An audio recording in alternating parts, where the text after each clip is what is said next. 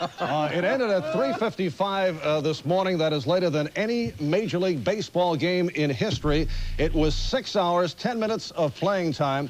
And with the extensive rain delays, it turned out to be 8 hours and 15 minutes. An extraordinary game. A game won by the Mets over the Braves, 16-13 in 19 innings. A game that saw Keith Hernandez hit for the cycle. A Met Club record 28 hits. A game that saw Ray Knight leave 11 men on base, but he turned out to be one of the heroes of the game. Here's a look back at the long night and morning. And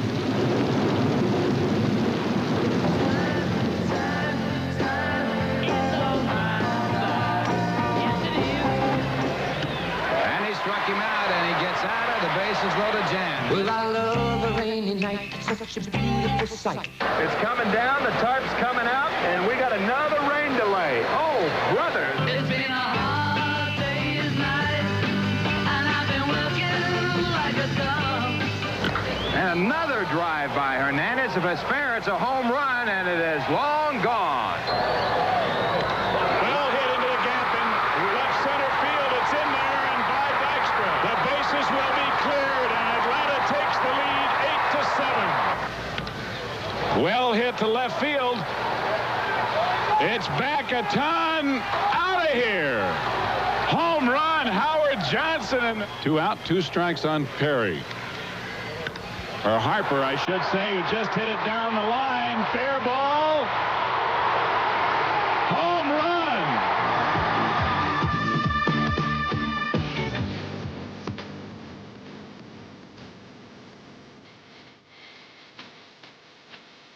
Tom Gorman is a strike away from ending the ball game. And this ball hit out to deep left field. It could be extra bases. Could be gone. It is gone. Goodbye. And the ball game is tied. How about that? Tonight's the night we'll make history. Ball hit well to right center. Washington over. Can't get to it. Carter's going to score. Mets lead it 12-11.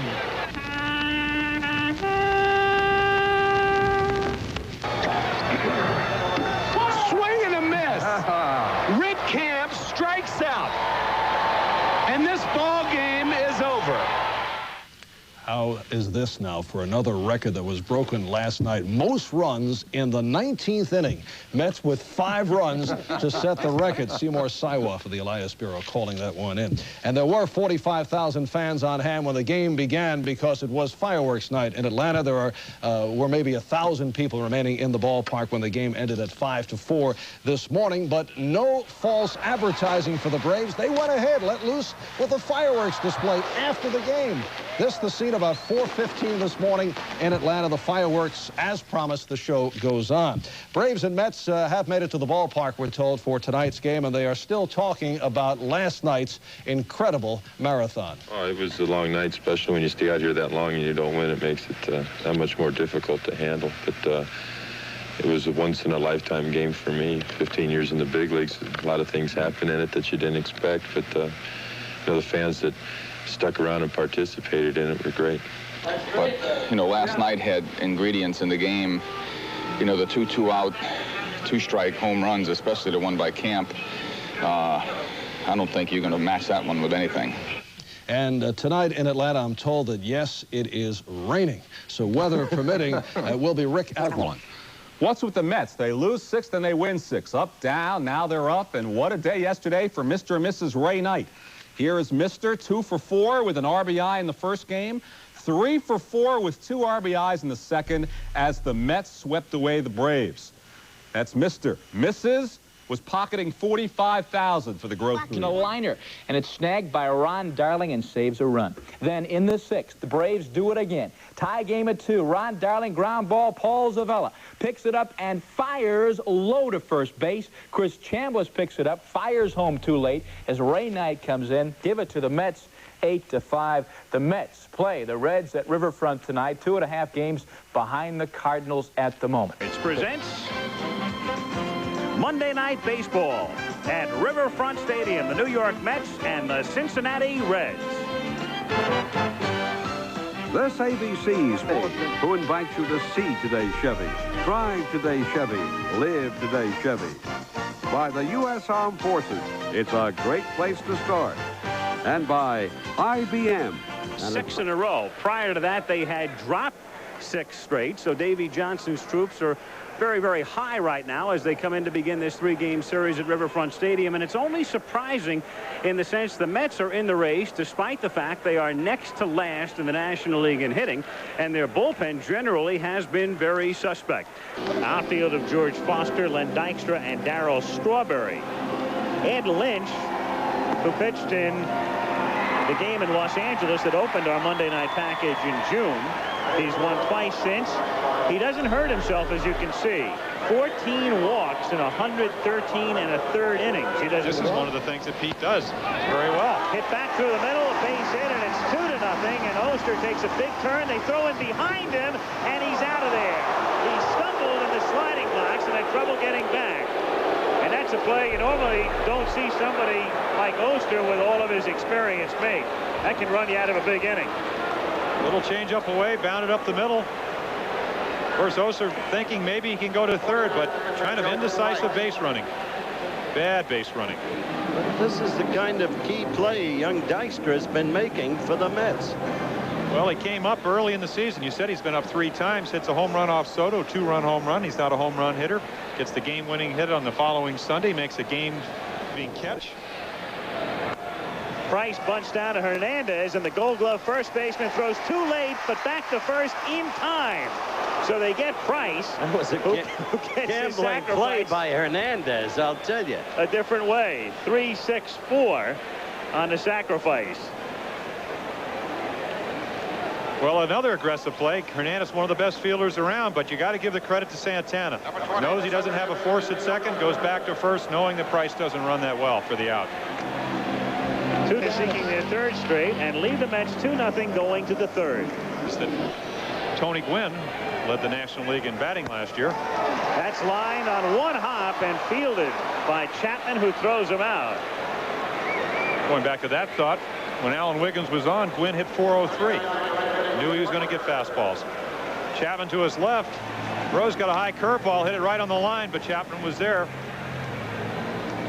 You see the put out. Maybe the best evidence of what you're saying was Flanagan and McGregor were going behind me. Makes you relax a little bit. To center field and deep. Back goes Milner all the way back, and it's gone. And that one carried. A flick. Humidity or not. And a flick of the wrist did it. Did you see that? Started off like a deep pop-up and just kept going. So Kranchecki's ball looked like it would be out, and it stayed in. Maybe it has more to do with the baseball than humidity. I think a lot of it has to do with who's hitting it. And here you see a ball, pretty good pitch. Strawberry, great extension. First home run back since the injury. A lot of guys just be a fly ball with his strength. Of course, that's the one thing that makes Darryl Strawberry an exception. Coming up, leading the inning. There we see strike 3. Price, like Koufax, throws left, bats right, and hits like Sandy. Down he goes into 4th, 3-1 Reds. Back after this message and news headlines from our local stations. Down by San Clemente. Yep. Trying to ride the Reds. He loves it. In the air to deep right field, and it sends Parker all the way back, and it's out of here. And a 3-1 pitch. Hernandez, who hit for the cycle 3 nights ago, now has a single, a double, and a home run. He could do it again. Oh, as he got his swing back. Beautiful thing to watch. Keith Hernandez, 3-3, and the Mets have tied it. 3-1 fastball. Talk about statistics.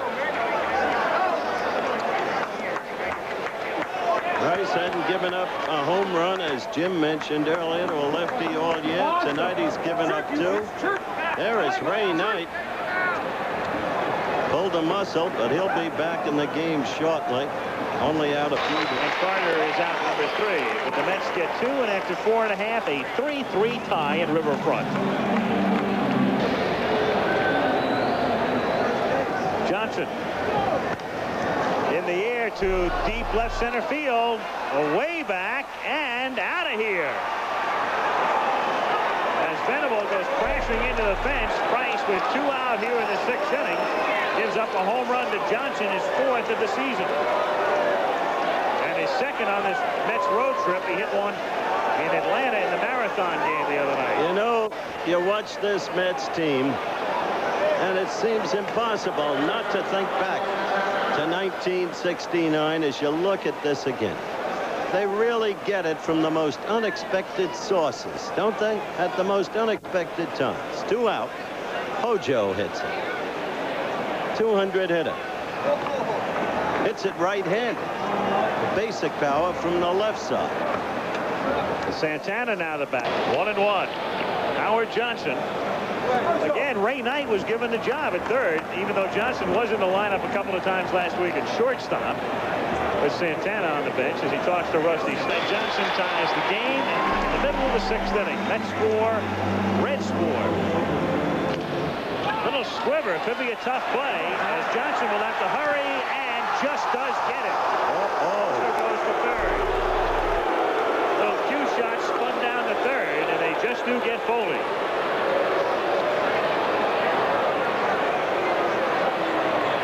Johnson, mainly known for his fielding this year. Excellent play again. Hernandez with a good stretch at first. Ask most third basemen what the toughest blow. 3-2 to Cedeno. Got him swinging. Took something off it. Kept them down. And he strikes out on what would have been ball 4. Another look as Cedeno goes fishing, and we go to the 7th, still tied. That's hit down the left field line and into the corner, and he is now 6 for 14 as a pinch hitter as he pulls into 2nd with a double.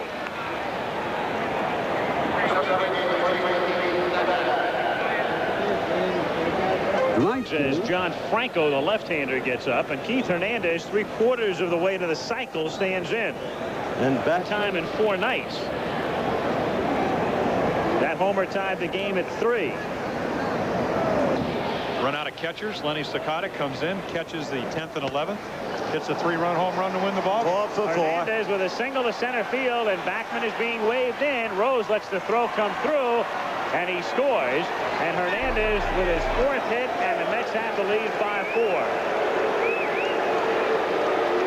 Amazing. Keith the other night, with his only multiple hit game in his last 23, had 4 hits, and now he has another 4 hits. A lot of times when you're in a slump, and Keith was, you get the good pitches to hit, you don't hit them. Tonight he's got the pitches to hit. He's gotten 4 of them.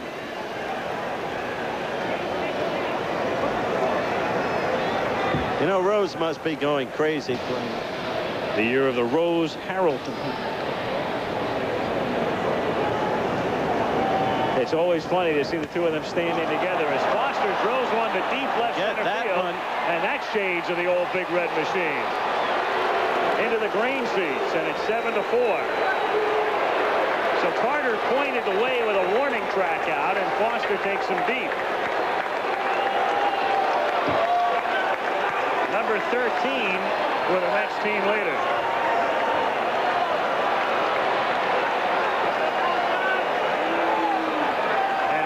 Makes a pitching change. He wants Franco. All right, give me a right-hander. Give me a right-hander.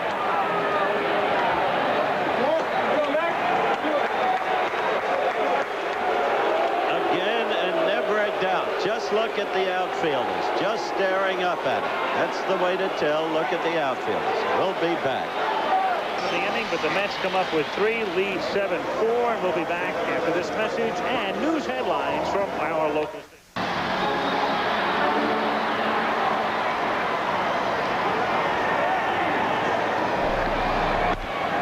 Sharply down to 3rd. Johnson, after staying with it, drops it, throws to 1st, and still has time to get it.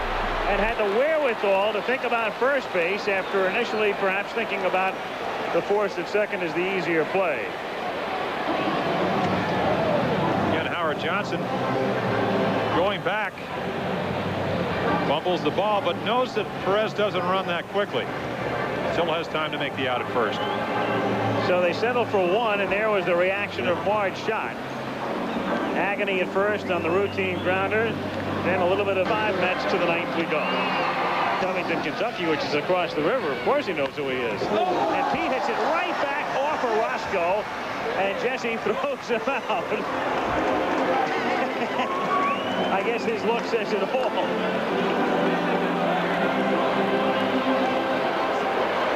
Jesse Orozco.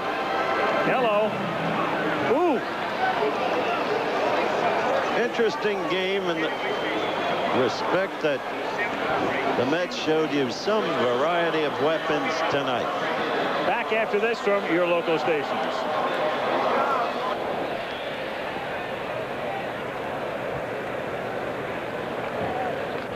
Swing and a miss. He got him. Second strikeout for Dwight Gooden. 6 in a row retired by the doctor. And after 2 innings of play, there's no score. Now here's a word from Burger King. It's a small hint. Yeah. A minor hint as opposed to a major hint. 1 ball, 2 strikes. And George drives one to center field. Milner going back. Out of here. Home run, George Foster, his second in 2 nights and his 14th of the year. Man, George Foster has always loved to hit in this ballpark. He had 52 home runs as a member of the Cincinnati Reds back in '77, primarily on pitches like this. Slider away. Man, watch the extension. Slider away, right on the sweet part of the bat, and the ball kept going, gone. And batting instructor Bill Robinson loves to see Foster go to right center field because he feels that's where George hits the ball best, and that would certainly be indicative of that. 1-0 New York as Howard Johnson. As he received the league office saying that Keith Hernandez must keep both feet in fair territory. See, he's almost got 2 feet out there. Got him! I'd send in a protest too. Man. Well, the reason for that obviously is that he can get the glove a lot closer to the bag and he doesn't have to bring the ball back. And your point is well taken, Steve. Look where the glove is. Slap tag. Got him. Man. He was leaning. Took that 1 step. Once you pick that right foot up, when you pick the right foot.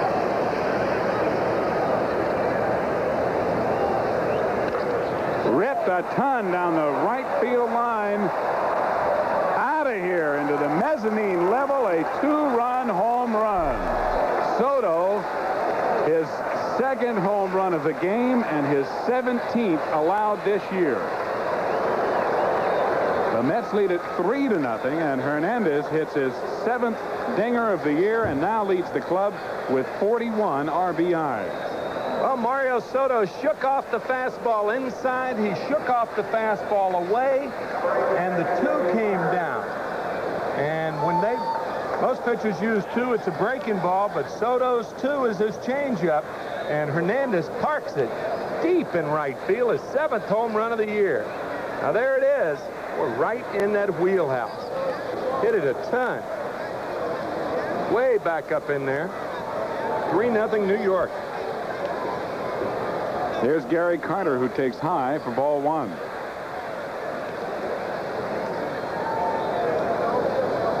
There are those that feel that as Hernandez goes, so go the Mets. He is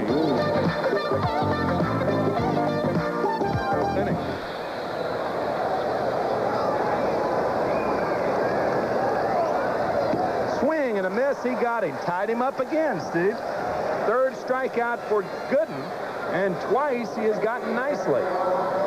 This pitch almost a carbon copy of the one before. Watch where it is. Inside half of the plate, and look at nicely trying to get that bat around and trying to get the fat part of the bat on the ball with no pitch. 1-2 the count. Reds were their first threat in the ball game. Mets leading 3-0. Runners at first and second.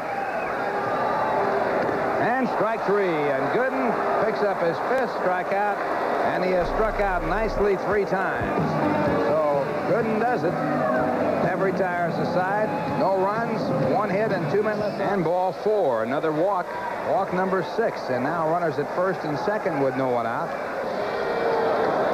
So Rose now walking. walked him, and the Mets get a run. 4 straight walks. 3 by Soto, who left the ball game, and now 1 by Hume, and the Mets lead 4-0. 1-0 pitch hit out to left center field. It'll score a run. Catch is made by Venable. Tagged up at third is Carter. He comes in to score. Tagged up at second is Strawberry. He goes over to third. And the Mets now with runners at first and third and leading by a score of 5-0.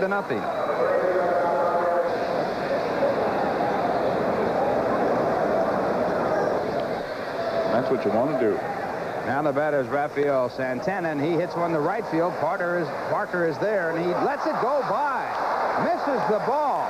Strawberry scores from third, and the Mets lead 6-0 on the big error by Dave Parker. I think David took his eye off the ball. He thought he might have a shot to catch Foster off first base. He's got it right there. I don't think he looked up thinking about throwing behind Foster because George was almost halfway to second. And when he did, he took his eye off the ball, and the ball went right underneath his glove. Fortunately, he got a piece of it, or that ball would have rolled all the way to the wall. So the Mets leading now by a score of 6-0, and the batter is Gooden. He bounces it back to Hume, and he throws it wild. The throw to first base, not in time, and another error. Charge to the Cincinnati Reds.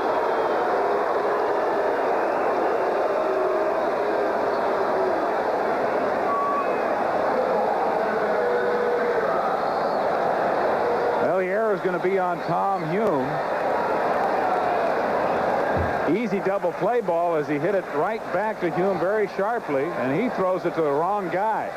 Fortunately for Cincinnati, Oster was there, or another run would have scored because the ball going into center field would have allowed Fox to score 4 runs without a base hit. There were 2 errors and 2 men left on. And the score at the end of 7 1/2 innings, the Mets 7 and ground ball. Hernandez gloves it. Gooden covering at first. Just does beat Milner. Very close play at first base as Walker goes over to third, now with 2 away. Oh, we'll look at it again. Milner slides into the bag. Gooden getting over there. Hernandez making a good catch of that ball. Took a bad hop, and now it's going to be close.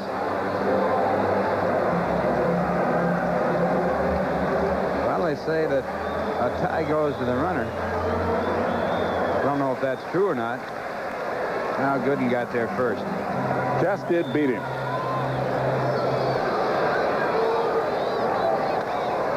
And a great play by Howard Johnson ends the inning. What a reaction by Hojo to spear that hard-hit line drive.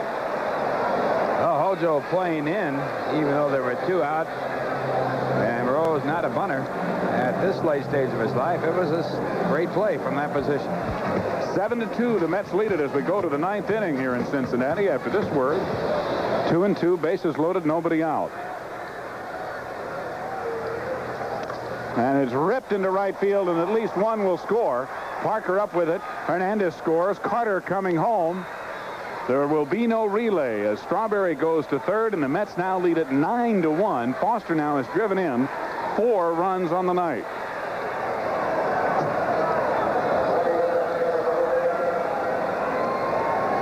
And the Mets with runners at first and third, still nobody out. Foster got a run batted in with a home run back in the 4th inning, his 14th. He walked with the bases loaded in the 8th inning to get his 2nd RBI, and now here with his single to right field. He drives in 2, and the Mets now leading by a score of 9-2. Reds, with the Reds participating a great deal. Fly ball center field. Dykstra going back, and he appears to have room and makes the catch. Throw a couple of deep fly balls, but Orozco faces only 3 here in the 9th. And Dwight Gooden picks up win number 12 to run his record to 12-3. And the New York Mets have now won 8 games in a row. The final score, 11-2 Mets. Ralph and I will be right back to wrap it up. Stay with us. We'll return to Riverfront after this for American Express. And then back on May 5th, Tom Browning lost 3-2 to New York. Red's very high on him. And Hernandez slaps the ball down the left field line. Could be extra bases. Chapman should score. And Hernandez is standing on second base with a double.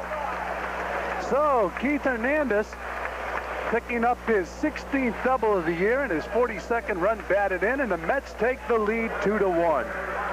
Good base running, good third base coaching, and good hitting. Hit and run.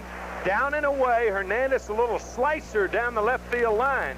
Now Venable comes up with the ball, but the position he's in warranted Buddy Harrelson to send Chapman. An outstanding play by Buddy Harrelson.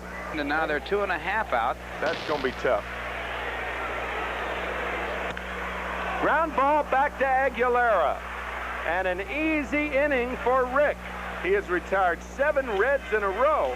And after 8, the Mets lead 2-1.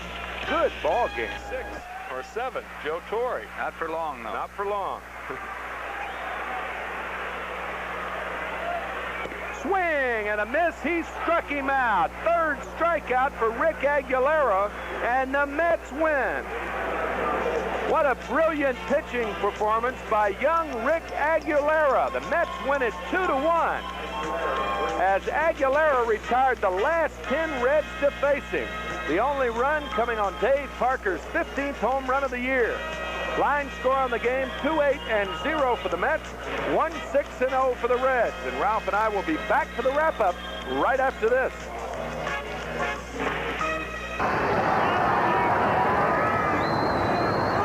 Runner going, and the pitch is hit into center field.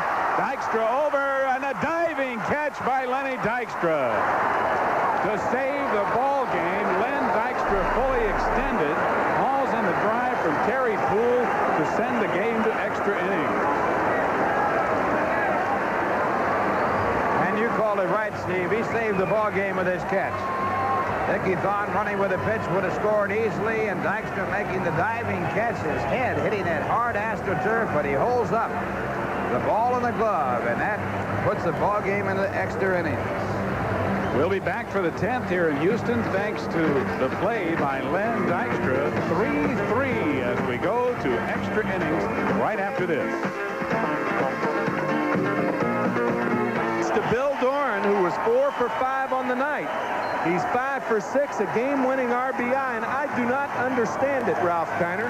Nonetheless, 4-12-2 for the Astros, 3-10-0 for the Mets, and we'll be back with a wrap-up right after this. Houston tonight, Ed Lynch against Mark Knudsen.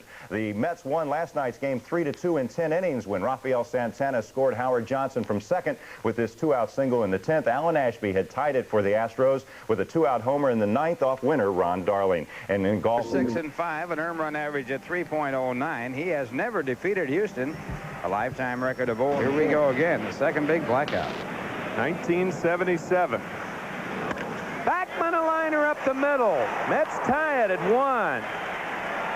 Wally Backman comes through with his 13th RBI of the year. Big 2-out base hit.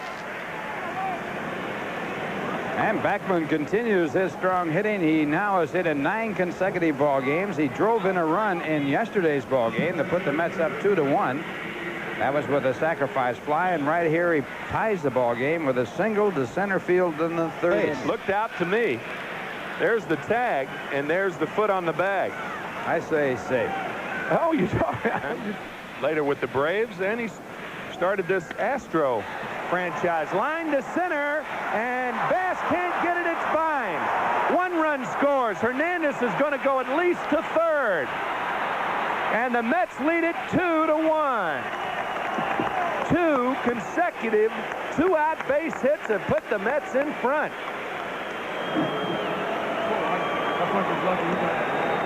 Well, the danger of this AstroTurf shown right here as Hernandez rips it into center field. Bass tries to get to it, can't get to it, and it goes on by.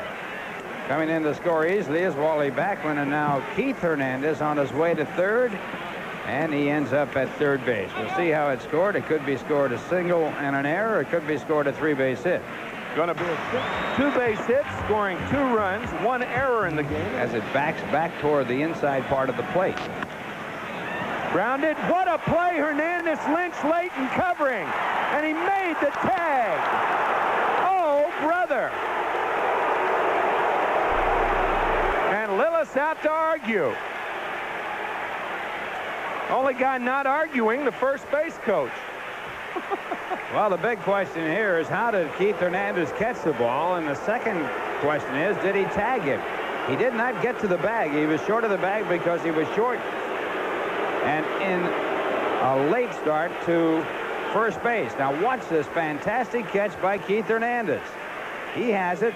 And from here it would have been routine, but Ed Lynch didn't think it was going to be caught. Does he tag him? He did. He sure did. Steve Ripley, the first base umpire, punching him out. Look at that catch. Man. Boy, he's been spectacular in this series. Backman was looking out to right field. He didn't think it could be caught either. And he gets him right here. Well, the tag was made before the foot hit the bag. A good recovery by Lynch, but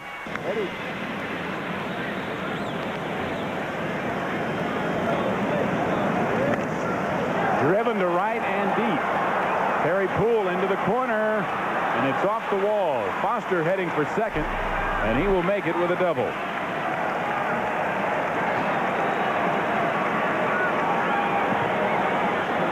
this ball hits the base of the fence in right field. And watch this little hop for Terry Poole. He plays it nicely. Watch this. Like he takes it off a tee. And George going into second base, standing up. Not even close. Look at the flight of the ball.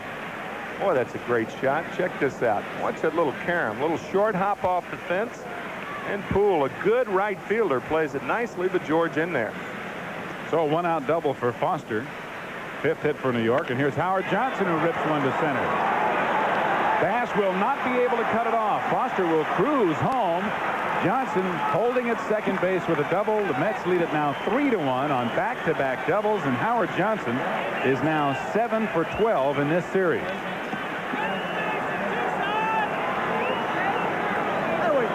Hojo coming alive. Entered the game batting .223 and a breaking ball ripped to right center. Ball gets by Kevin Bass. Foster scoring easily. Mets up 3-1. His 7th base hit of this ball game. He scored the winning run in last night's ball game. He doubled in the 10th inning with the back doubles, add a run to their lead, and in the middle of the 4th, it's 3-1 New York. Now here's the word. Backman takes ball 4, and the Mets have runners at first and second with nobody out. Heath up among the league leaders in walks. Now 2-2. And it's tapped to second. Doran will have no play, and it's an infield base hit and an RBI for Strawberry, and the Mets now lead it 4-1. Davis vacated his position, and Madden didn't get over to cover. Well, there's the other side of the coin. Bob Lillis wishes he were the one who was thrown out of the game so he wouldn't have to watch this. Man, is that frustrating. You bring a pitcher in, he walks the bases loaded, and then doesn't cover first base. Man. Guy of the year. And the book is closed on him with 4. Swing of the bat in this ball game's history for the most part. And he gets a fastball and hits it deep to right field. Poole at the wall, and it's off the wall. Strawberry coming to third base as Foster goes to second. Darrell is going to be sent home without a throw. Bill Doran double clutched on the ball and didn't fire it home. It looked like he had a shot to get Strawberry, but it winds up as a 3-run double for Foster. I mean, a rocket off the right field wall. It's amazing that Poole got back. And in the situation to feel that ball, but the ball caroming off the wall, Backman scores. And Hernandez, and now Darrell Strawberry scores. I agree with you. Had Doran gotten rid of the ball in a hurry, then he may have had a shot at Darrell. But, I mean, Darrell turned on the burners and hitting 3-0. And you got to let him hit 3-0. I mean, he pounds this ball to right field. Hit right above the glove of Terry Poole, and now it's a 7-1 ball game, and that's why you let Foster try to put the game out of reach. That's what he's paid for. And he is now, did you see, with help of a couple of walks, and lead it 7-1 in the middle of the fifth. Place. And a line drive, base hit by Keith Hernandez. It'll be extra bases. Keith on his way to second. And he'll go in with a stand-up double, and Keith has been a marathon runner out here tonight. He's had a long run from home to third and also one right here from home to second. And he's also walked and scored a run. So Keith's been on a merry-go-round out there. He's been on base all 4 times up now with 2 hits and 2 walks. And he has got the Mets started in fine fashion, in double figures in the hit column yet again. And Carter through the middle with a base hit. Hernandez the third. And he's being waved in. The throw by Bass is not in time. Hernandez is safe. So the Mets get another, and they lead by a score of 8-1. Good piece of hitting by Gary Carter, who may have hurt himself on the play. Gary, who has had some knee troubles over the course of his career, and what catcher hasn't? As you see the line shot back up the middle. Hernandez chugging home, and the ball really didn't have a lot on it. At first it looked like Bass's throw might get there in time. And Keith said, "What'd I slide for?" Well, let's watch Carter run down to first base. See, he's laboring a little bit as it is. You can tell that he's limping as he's running, and he may be removed from the ball game as trainer Steve Garland is out to attend to him. And Carter is the all-star catcher. And if he is hurt, that RBI for Carter, his 40th of the year. So the Mets waiting for a pinch runner. It'll probably be Ron Reynolds who'll take over the catching duties. I would imagine, Ralph, that he might have done it on the swing, because it looked like he was laboring from the time he left the batter's box. And he did go down low to get that pitch. And it appears to be his left knee. Look at the torque on his front knee there. 3 in a row and bottom up. Well, a lot of your hitting is off the drive of your legs, and right there you saw the action of that left knee, the front knee going back and then going forward. And you can see Carter grimace as he tried to drive out of the batter's box. He rips one into right center field. It'll be a base hit. Strawberry coming up with another base hit. And moving over to third base is Ron Darling, who was put in as a pinch runner for Gary Carter. Well, Darrell's second consecutive base hit, the first one of the infield variety, but this one smoked into right center field. So first and third for New York with nobody out. When Darrell was batting, Davey Johnson came out to protect him and argued with him, got ejected from the ball game. It was the third.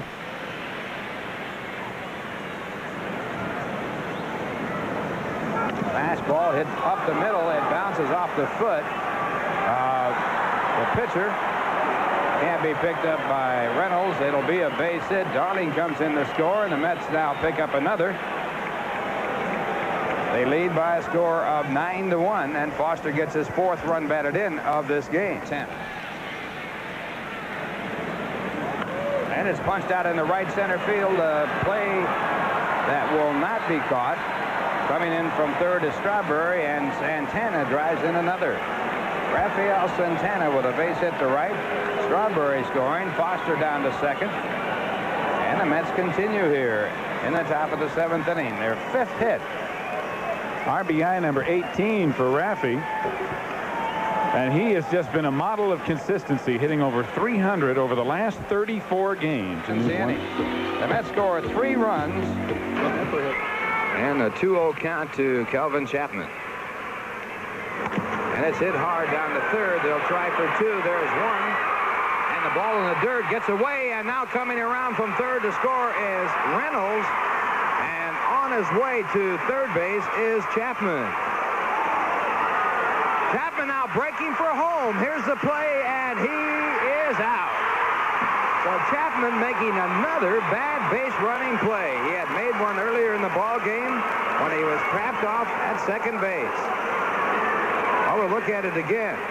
Well, Chapman hits what should be a double play ball here, but he does run very well. Walling gets it over to Doran in good shape, but a good takeout slide by Dykstra causes the throw to be in the dirt to Davis. It actually hit Chapman as he ran by, and he knocked it down the right field line, which allows Reynolds to score and makes it 1-0 New York. Now, the right fielder, Jerry Mumphrey, triple pumped before throwing home. So Chapman decided he'd try it, and he was out even though he tried to elude the tag.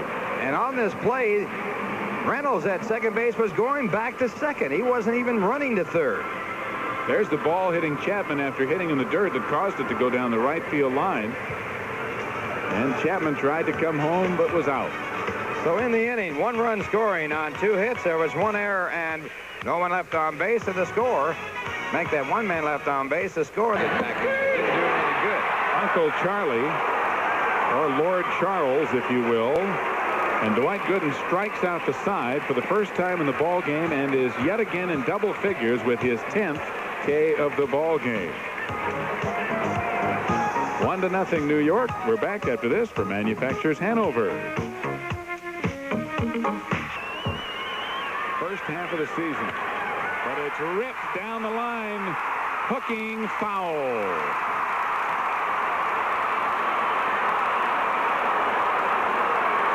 The reaction of Dwight Gooden tells it all as Kevin Bass, who has already hit 10 home runs this year, puts the charge in this high fastball, and it is foul by about 10 or 12 feet.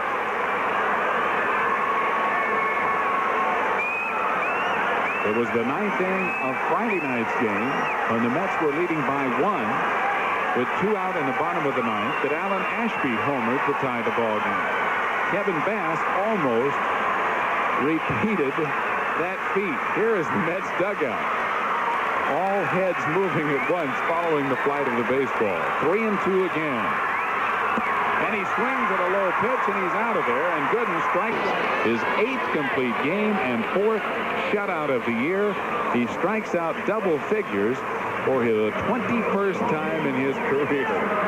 And the coaching staff, Buddy Harrelson and Wally Wagner fighting each other to be the first out to congratulate Dwight Gooden. What an end to the first half of the season for New York as the Mets have won 12 of their last 13. We'll be back to wrap it up. Tim McCarver will have an interview. Stay with us. Madonna with no clothes and bigger than Coke with a new taste. The sad state of affairs in Major League Baseball is sadder today as the players have voted to strike Tuesday, August 6th, if no agreement with the owners has been reached by then. The big issue, of course, is money. The owners say they're losing it. The players say, show us some proof. And apparently the players aren't willing to wait very long for that proof, as we hear from Donald Fair, Executive Director of the Players Association. It's a little over 3 weeks from today, but it is in more than enough time to reach appropriate collective bargaining agreements that would avoid that occurrence if the owners have any interest in trying to do that. Well, strike or no strike, there will be an all-star game tomorrow night in Minneapolis. And we've got Corey McFerrin right now live at the Metrodome where the players are getting ready for the game. And I would suspect... Let's talk about baseball, the all-star game tomorrow night. Ron Darling his first trip, Darryl Strawberry his second. Ron, when you get out here and mix with some of the great players in the game today, who is it that you kind of enjoy seeing out here and playing around with out in the field? I think the one I really like playing with is Pete Rose. I've always admired him since I was a young kid, and I've always wanted to play against him, and now I get to play with him. It's a real pleasure. Exciting the first time? Yeah, it really is. I faced him my first big league start and struck him out, so it's going to be nice now to play on the same team with him. Darryl, your second trip here, who's the guy out here you enjoy playing with? Well, I think it's Don Mattingly of New York Yankees. He's a great guy. You know, we had a chance to talk today for the first time in a long time, and he's just one of those type of players. You know, he's a superb player. He's doing everything well, and I'll just admire Don Mattingly. And plus, he plays in New York. Darryl, Ron, thank you very much. Good luck in the ball game tomorrow night. Ron Darling, Darryl Strawberry, back to you, Spencer. All right, Corey, we'll see you again at 11. Well, it's been a tense day for the Mets. Catcher Gary Carter had his ailing right knee examined, and it had been feared he might need surgery. Carter aggravated an old injury to his right knee Saturday night on this single in Houston. I spoke with Gary today just as he left the doctor's office late this afternoon. Well, Spencer, I'm optimistic now that I've had the opportunity of talking with Dr. Warren. He seems to feel that there is some inflammation there, and he has examined it and feels that by giving it some rest, and he administered some cortisone, that it seems as though that maybe giving it a few days rest and all may cure it. I'm hoping that within the next few days that what has been administered will be a good result, and that I should hopefully be able to be back in there and playing by this weekend. So here's the situation. There is damage to Carter's knee, but the Mets are hoping that with rest and cortisone treatment, Carter can play the remainder of the season without needing surgery. Now, with all the grim news out of the way, here's the good news. Both the Mets and the Yankees are on fire, closing in on first place in their respective divisions. A Subway Series could happen this fall. Dwight Gooden and Ron Guidry were winners for the local teams yesterday. Starting in Houston last night, Dwight Gooden pitched another masterpiece, struck out 11 batters, including Kevin Bass here, who says, "Whew, what kind of pitch was that?" Only run of the game came in the 8th inning. Kelvin Chapman hits what should be a double play ball to third, but Bill Doran's relay to first is wild. The ball goes down the right field line. Ron Reynolds comes in to score the only run of the game. Mets beat the Astros 1-0. Meanwhile, yesterday at the stadium. And speaking of all-star pitchers, this man, Dwight Gooden of the Mets, immediately comes to mind following his masterful performance in a 1-0 victory over the Houston Astros last night. The 20-year-old prodigy continues to make baseball experts shake their head in wonderment. Struck out 11, gave up 5 hits. The shutout was his 4th of the year, making him the first Met pitcher since 1976 to record more than 3. He leads the majors in strikeouts with 153 and 155 and 2/3 innings. And let us now a quick comparison of the two top pitchers in New York at this time. Gooden, 13-3 with a 1.68 ERA, tops among starting pitchers in the majors. Guidry has compiled a 12-3 record with an overall earned run average of 2.58, which is second best in the American League. This will be his first All-Star victory in the National League. He was 0-3 with the American. And down goes Gedman, a fitting climax to the game as Gossage puts him away, and the National League wins another one. 6 runs, 9 hits, 1 error for the National League. 1 run, 5 hits, and no errors for the American League. But one other thought. Prior to tonight's game, the National League had won 20 of the last 22, and yet the American League almost broke even in the last 22 World Series. So the National League certainly wins 6-1 convincingly.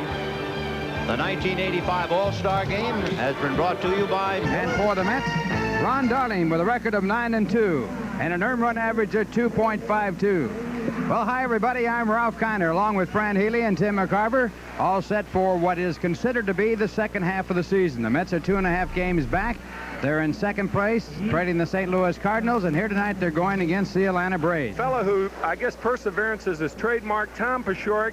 He was originally with the Los Angeles Dodgers, the Atlanta Braves after that, and then with the Seattle Mariners and the Chicago White Sox, and now a New York Met, and I guess you're happy to be here, Tom. I really am, Timmy. I think I really feel like I've been almost reborn baseball-wise, you know, at the tender age of 38. Actually, I feel like it's really a great... geez, I just feel so good about being here. I think it's great to be able to play the greatest game in the world, in the greatest city in the world. You know, and yeah, I think it's just going to be a whole lot of fun. I have acknowledged if he were a Gold Glove winner. Ground ball in the hole, a base hit as Wally Backman extends his hitting streak. Dykstra to third against the strong arm of Claudell Washington, and he makes it safely. Well, good hustle by Lenny Dykstra, and the one thing the Mets had trouble with early in the year is getting the table setters on base, but right here, there are 2 table setters now on first and third. The base hit in the right field, strong throw by Claudell Washington, but good hustle by Lenny Dykstra gets him to third, and nobody out here in the bottom of the first. Runners on first and third, another luck. Boy, hold on for dear life. That head first slide. Here it is. Look at all kinds of cameras, don't we, down there? So now the K-I-N-G, Andujar walked away from the All-Star game and drive to left. Right there is Harper, and Terry makes the catch. Dykstra's going to try and score, and he will. The throw way offline. So a gamble by Bud Harrelson, the third base coach, on the short line drive, but the throw offline and the Mets get a run. Making the play, everything going towards home plate. But he threw the ball to the left of home plate.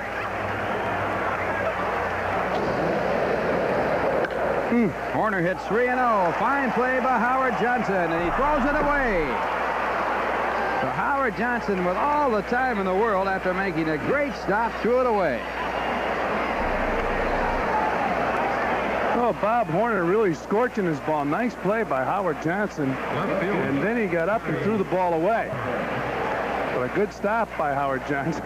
Bob Horner thought he was going to get hit in the head. He almost did. Yeah, nice angle. Another angle, I should say, and a nice play, and just a bad throw. And an argument as to what... Runner going with a pitch, and this ball lined into center. Dykstra dives for it and makes the play. Has a play at first base now. The throw, though, is offline, and Horner gets back to the bag. Another sparkling diving catch by Dykstra in center. Here it is again, the omnipresent Lenny Dykstra. Another angle. Here's a real big league play. Well, what a play that was. Wow. Another angle. Do it. Shades of Tommy Agee out there. Unreal. Then Dykstra almost got a double play out of it, but taking another hard hit. And the ball's bunted. Hernandez making a play. I'm not surprised. Double play. 3, 6, 4. And it all started with him. Nobody does it better. Back in 1975, Ron Fairley convinced Keith Hernandez that on a play like this, if you make the throw to second base, even if the runner is safe, then you're still going to get the runner who bunted the ball. And in that situation, as you see, they have Mailer easily, so even if you don't get Cerrone, you're going to still get Mailer. So go ahead and throw the ball to second base. They do get Cerrone, who is not fast, and they turn it for the double play. Nicely turned by Keith Hernandez. And Murphy goes the other way with power. Should be another double. Ramirez heading to third base. Strawberry getting the ball back in. Ramirez is going to try to score. The throw in time. Nice play by Strawberry and Backman.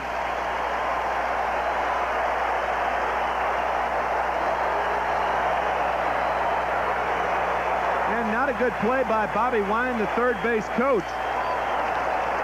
You send Rafael Ramirez right here. The reason it's not a good play, Strawberry gets the ball back in a hurry, even though it is a high hop. And it's not a good cutoff throw by Strawberry, but a good play by Backman. Excellent play by Reynolds, because that's your blind side. When you have a runner coming in from that side, you really don't know where the runner is. Now watch Reynolds go out, catches the short hop, and comes back in. Good play, Ron Reynolds. Backman getting rid of the ball in a hurry. And the play by Reynolds. But with nobody out, you just can't send Ramirez on a play like that. And he had his mask on, made the play, and made the tag. Ground ball to third off of Johnson's glove. And it'll be scored an error, and Dale Murphy scores. 4-1 in favor of the Braves. Well, the third error of the night for Howard Johnson, and he probably made this error because he made the first error of the inning. Watch how he lets the ball play him. And the one thing about Howard, all through his hitting woes early in the season, it has not affected his defense, but this ball just eats him up. Instead of charging the back, bases loaded, 2 outs. Continue to toy with him, though. He won't give him a fastball. 1-0 pitch. And a base hit in the center field. The Mets will score 2, and it's all tied. The throw to third. Hernandez through the throw, and he's safe at second base. It's all tied at 4.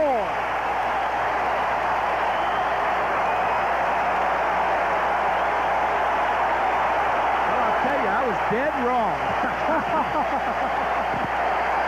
You try to judge Rick Mailer's team. And he throws Darryl Strawberry a fastball right down Broadway, and Darryl sends it right down 7. Man, that was a bullet up the middle. Hernandez caught in between, and Murphy now throws to third, and Hernandez scampering back to second base. Howard Johnson 0 for 2 in his game, and he gets a fastball, pops the ball up in the infield. Oberkfell calling for it, and does not make the play. And the Mets score 2 more. It's now 6-4.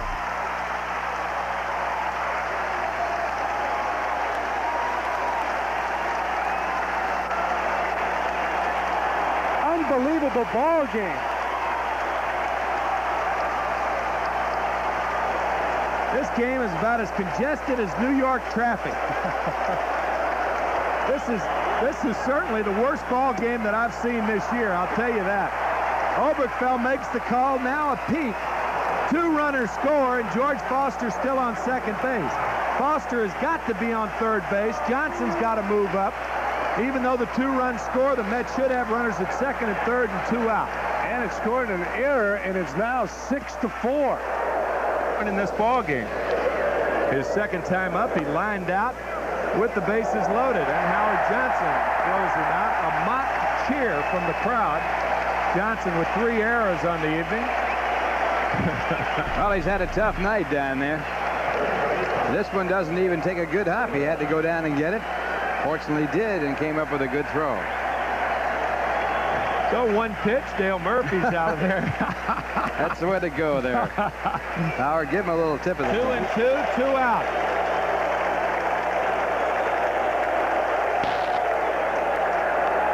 Popped up in the infield. That could do it. And the 3rd out is caught by Wally Backman, and Jesse Orozco gets his 9th save of the year.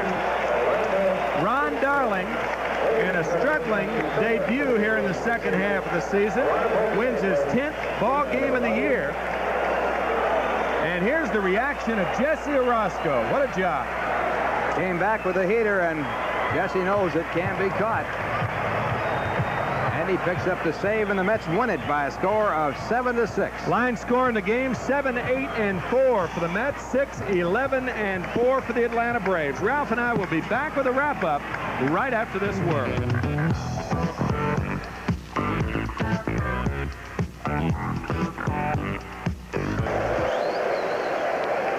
What a pleasant surprise Aguilera has been, filling the shoes of Bruce Perini, who's been on the DL for some 2 months. Rip, what a play, Johnson. There's 1. Oh, baby. You're not going to ever see a double play turned any prettier than that. Man. This ball is by Howard Johnson, but he somehow backhands it and then quickly makes a perfect throw to Chapman and gives Chapman enough time and a handleable throw for him to get off and complete the double play, even though Harper barreled right into him. A good play not only by Johnson, but by Chapman to turn it. But the Braves take the lead. 1 run, 2 hits. They strand a runner and lead 1-0 after 6.5. Now a word from Garcia. Swing. And on the mound, the cynosure of all eyes, out of Tampa, Florida, young Dwight Gooden. From all over the country they've come, the Braves and the Mets, to play in New York. Saturday afternoon, the NBC Game of the Week pits the Atlanta Braves and right-hander Steve Bedrosian against the New York Mets and Dwight Gooden. Hi, everybody. I'm Vin Scully, along with Joe Garagiola. Welcome to the Big Apple. The big controversy in this ballpark is whether Keith Hernandez has 1 foot in foul territory or fair territory. Well, now, the rule says he's supposed to stay in fair territory. Only the catcher can be in foul ground. Well, I just can't see the big deal about it, but we're going to ask Keith and talk to him about it because it is a controversy. A real treat. He's really been doing a job for the Mets. Backman is at second base, and Hernandez, controversy we talked about. We did talk to Keith about it, and he'll be explaining. It is really all taped up, and he has a brace on his right knee, and It's a day-to-day thing, Vin. Well, it is indeed. On the mound for the Mets is the franchise, and that would be Dwight Gooden with that 13-3 record. No record against Atlanta this year, 0-1 lifetime. Last time out, he picked up his 4th shutout. He blanked the Astros 1-0. In fact, he hasn't lost since May the 25th when the Dodgers beat him here. He has won 7 straight, and the last Mets starter to win 8 straight, Tom Seaver, back in 1975. So Dwight Gooden, as you can see, needs one more scalp, and that belongs to the Braves. Well, they're trying to get me. The rule states that only the catcher can be in foul territory. I normally hold a runner on like this for 2 reasons. I have this foot to drive off of when the pitcher throws home so I can get covered in the hole. The other reason is I'm right here in front of the bag with my glove, and I can have the quickest time to make the tag on the runner. Now, if I have to come out in front of the bag, I lose that drive. If they make me stay in fair territory, I'll have to find something different. Well, look, Gary Carter, perhaps a little bit slow in coming up out of that crouch with a bad knee, maybe. Strike 1 pitch, a bunt in the air up along first. Gooden in foul ground.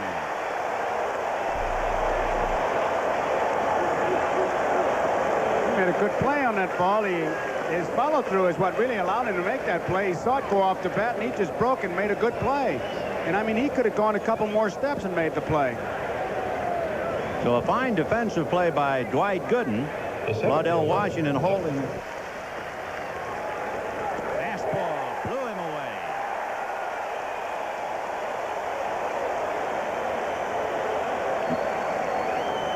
away. You bet the heat is on, and it was on Dale Murphy. He just rears back and he lets it fly. Look at that follow through and look how much he put into it, and he just threw it right by him. They're out there having a meeting right now, and it's a case of who do you rather pick? And they made him take it off. 1-2. Fastball. See you later. And Dwight Gooden is here. He has struck out 2, and the Braves lead a man at second. They have, although Davy Johnson. And there goes Dykstra. The pitch, a strike. The throw, not in time. He's 8 out of 9.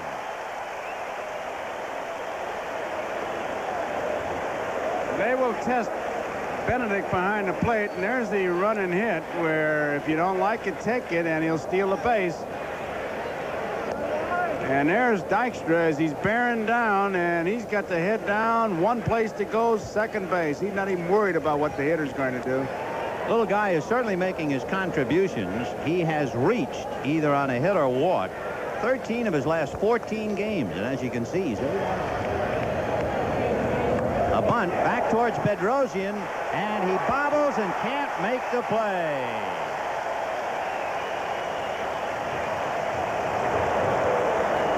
Well, it was not a very good bunt. He was bunting for the base hit. It was one of those situations where you want to pick up a base with an out. He bunts it right back, but Rosian's got ideas of trying to get Dykstra at third, and he just forgets to pick up the ball. He lost his concentration thinking he was going to get Dykstra, and it cost him. 3-2. Fastball, and he missed with it. So the bases are loaded in Los Angeles. High drive into deep right center field. Back goes Washington. Grand slam home run.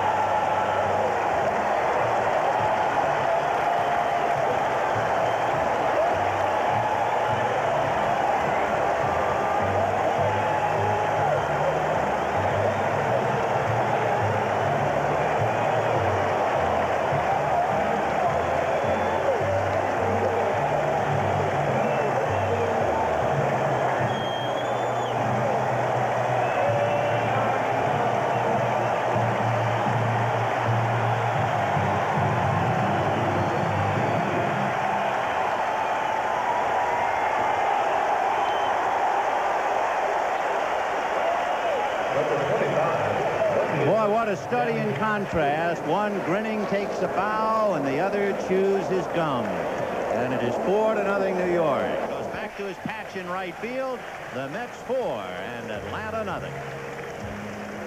Star game. Dwight Gooden on the hill for the National League, looking down the gun barrel of Lance Parrish. The Detroit Tiger catcher punched him out. The next hitter, Gooden took dead aim at Chet Lemon of Detroit, got him swinging. And finally, to polish off his act, here is Alvin Davis at the plate. Adios. Gooden struck out the side. 2-0. High fly ball into right field. Going back on it is Claudell Washington to the wall. It is gone.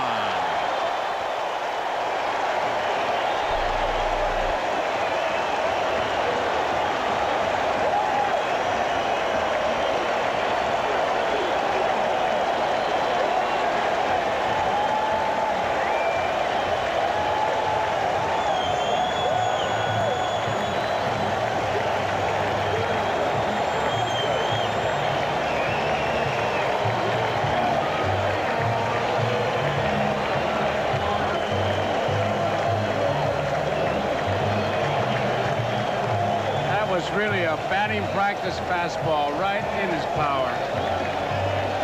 Howard Johnson now has 3 home runs and 10 runs batted in his last 12 games. And it is curtain call time at the Met. Up you go.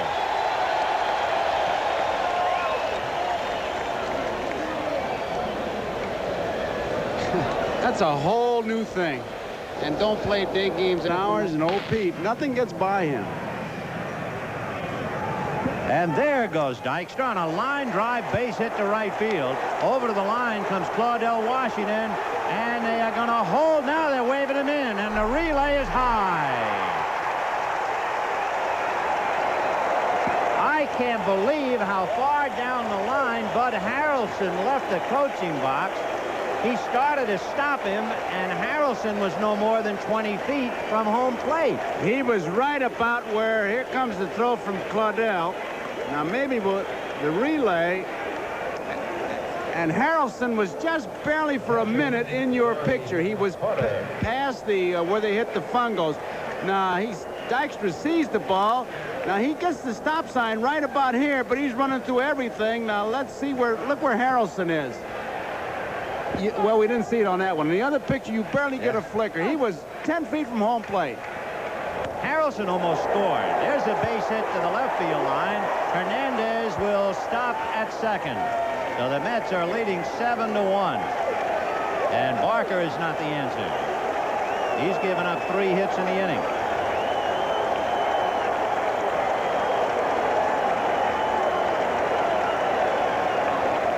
Tomorrow. And here he is, Darryl Strawberry, with 2 on and 2 out, 7-1 Mets. And he goes the other way.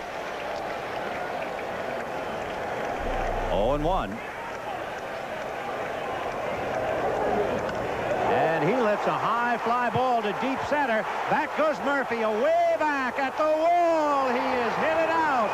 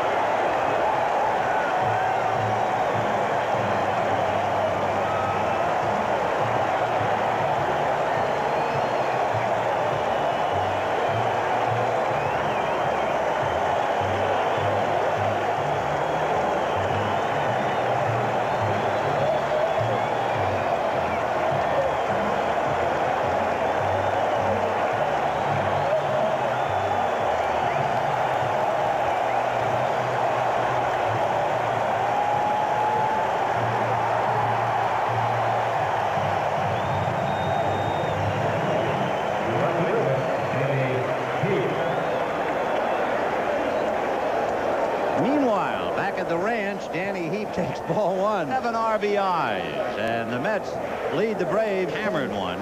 You saw Dale Murphy almost lose his glove over the front. Brother, you talk about a Phyllis Diller beauty contest. Everybody finished 3rd. 3-1.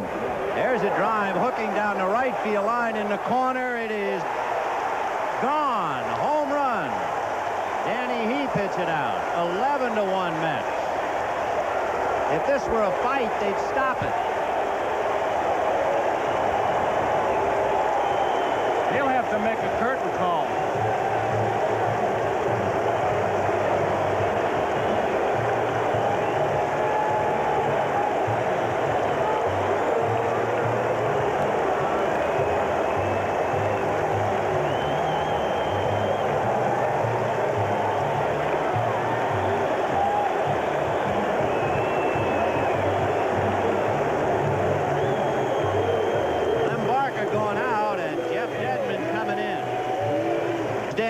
He just hit his 6th home run of the year, took a curtain call. You can imagine his delight as he trotted around the base path. We have a moment to turn the history page back. It was the 18th inning, July 4th, 5th, about 3 in the morning. Rick Camp hit a home run to tie up the game with 2 out in the 18th, but watch Danny Heap at the other end of a home run. Oh, my gosh. That's a great picture. Well, this time Danny hit it out and didn't hold his head. What a game. The Mets have hit 3 home runs. Darryl Strawberry, a grand slammer. Darryl Strawberry with 2 men aboard. Danny Heap with nobody on. Howard Johnson with 2 on. So the Mets have hit 4 home runs today in 4 innings, and they lead 11-1. And now they give the ball to Jeff Dedman. He says, thanks a lot. Right back after these messages from your local station. 2 out, bases empty. On the corner, foul tipped and held, so it hit the bat. That's only the 3rd strikeout for Dwight Gooden. He's got a walk in the park as they hang another K. 11-1 New York.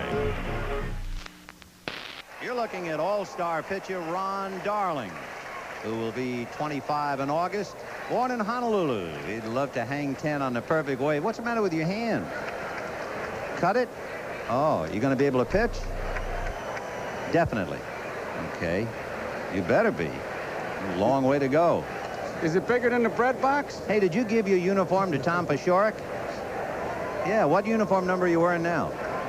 12. That's a hitter's number. You're trying to be a hitter. Okay. You also give us a little practice at reading lips. They've won 51 prior to today, and they don't have a 50 RBI man. There's a shot in the corner. Fair ball. And while Washington chases it, in comes Dykstra, stopping at second Hernandez, and this tidy little gem is 12-1 New York.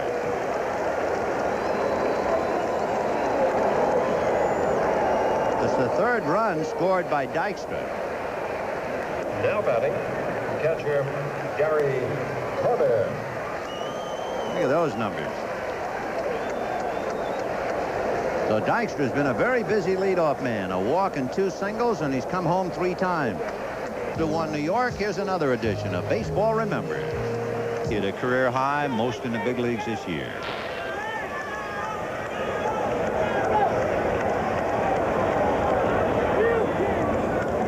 Slice to left field, and this looks like it'll be his first hit against Dedman. Yup, and it'll be for extra bases. Darryl with his long legs is going to go for 3.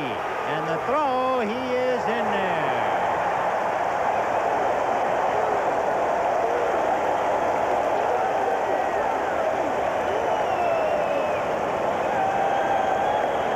Strawberry very deceptive as far as speed.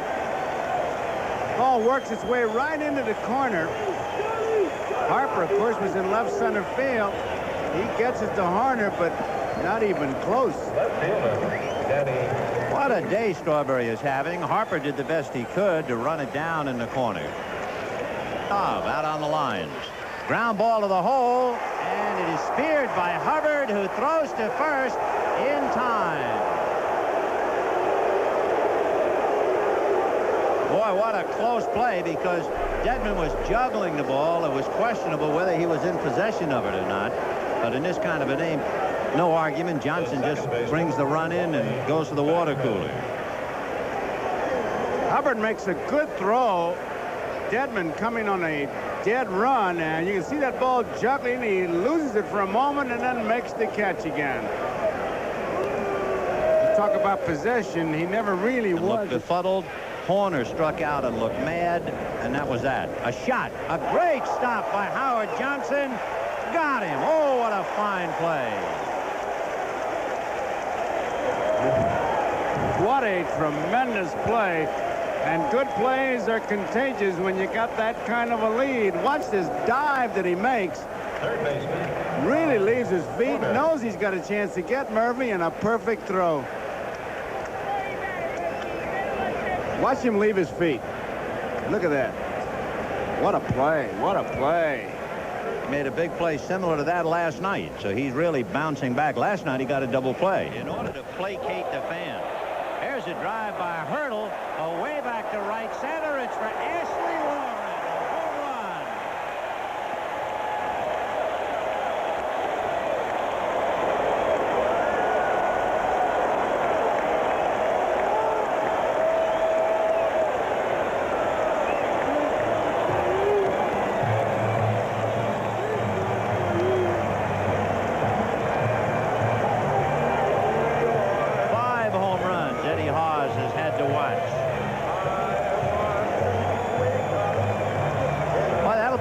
Talcum powder. Yeah, I wonder if he's going to have to make a curtain call.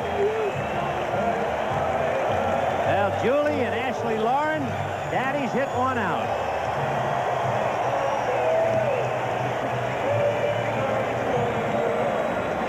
And now the right fielder, Darryl Strawberry.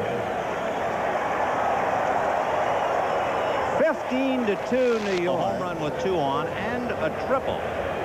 He has scored 3 and knocked in 7. Ground ball. Hubbard takes care of him.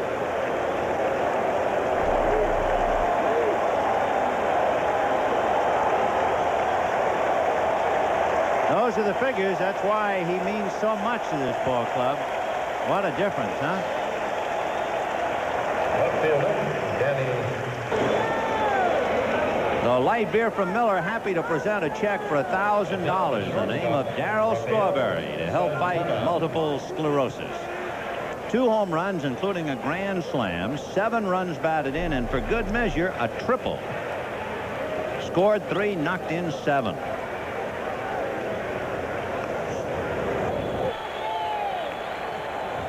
Inscrutable. Got him, and it is over. The final score, Mets 16, Atlanta 4. So Doug Sisk strikes out Claudell Washington. The total 16 runs on 18 hits for the Mets, including 5 home runs. 4, 7, and 1 for the Braves. Long day for Atlanta and a day in the park for New York. We'll be right back.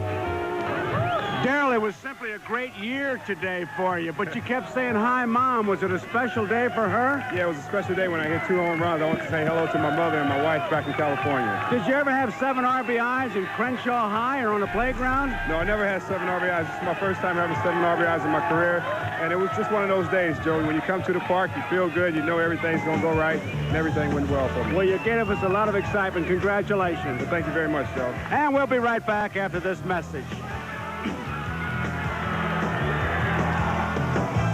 With the Chicago Cubs against the Dodgers or the Houston Astros and the Mets. Saturday, it's St. Louis at San Diego or the Cubs at the Dodgers, all on NBC. A blowout at Shea. Our thanks to Ross Schneiderman for the big assist as the Mets polish the Atlanta Braves off 16-4. We'll talk to you next weekend. For Joe Garagiola, this is Vin Scully wishing you a very pleasant good evening. By when Curt Flood was not down there before a game. Pitcher was warming up, and just to get an idea of the strike zone. Well hit right field. Washington back. This ball is out of here. Home run, Howard Johnson. Mets lead 2-1.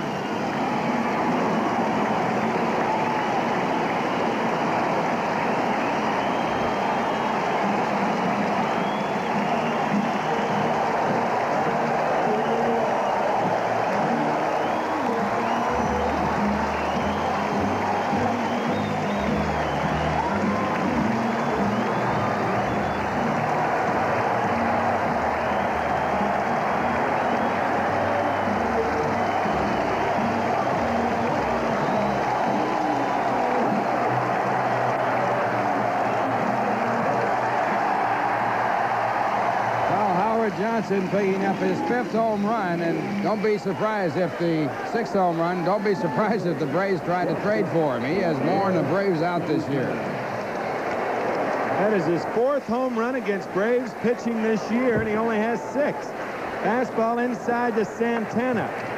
Every Mets fan's tongue. Line to right, base hit. Dykstra may score. He's going to score. Backman's going to go to third. 3-1 New York.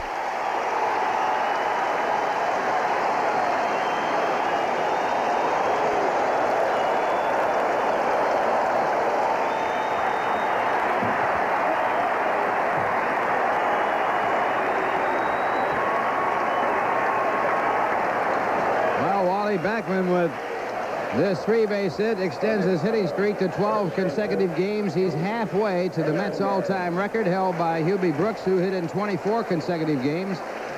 And Dykstra continues. And he comes in to score as Backman goes in with a triple.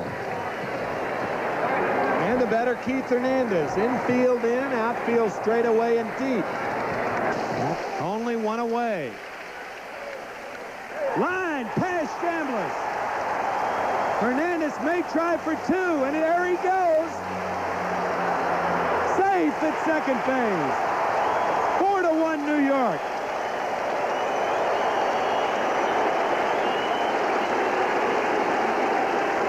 We'll see how they're going to score it. It's probably going to be a double RBI for Hernandez, but we'll see.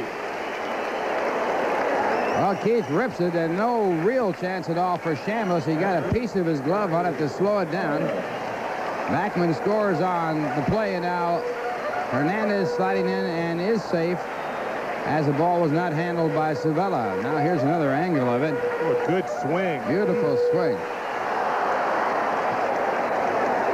So Hernandez, thinking that ball might have been caught, speeds up again and now goes on his way to second base. And he would have been safe anyway. And Foster hits it high in the air to deep center field. Going back is Murphy, and that ball is over the wall. A 3-run home run by George Foster. And the Mets lead 9-1.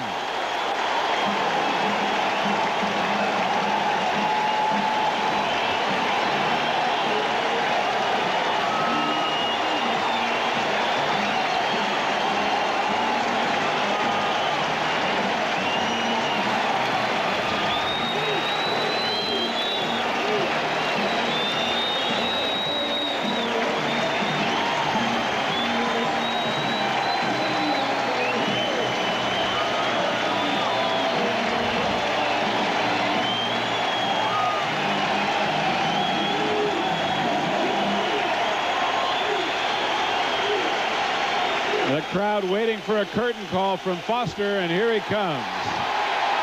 George now has driven in 25 runs in the last 22 games, including 7 homers.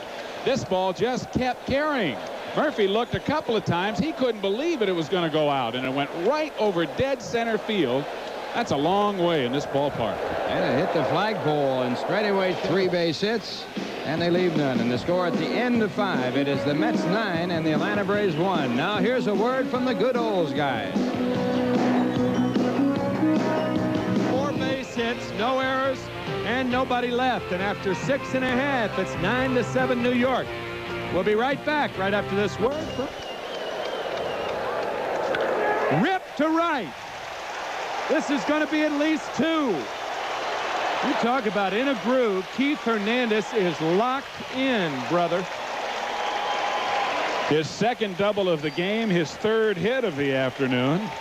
Hernandez has already driven in 2 runs and scored 1. And here's a tough left-handed pitcher, and say hello. I mean, he just pulls this ball down the line with some kind of authority.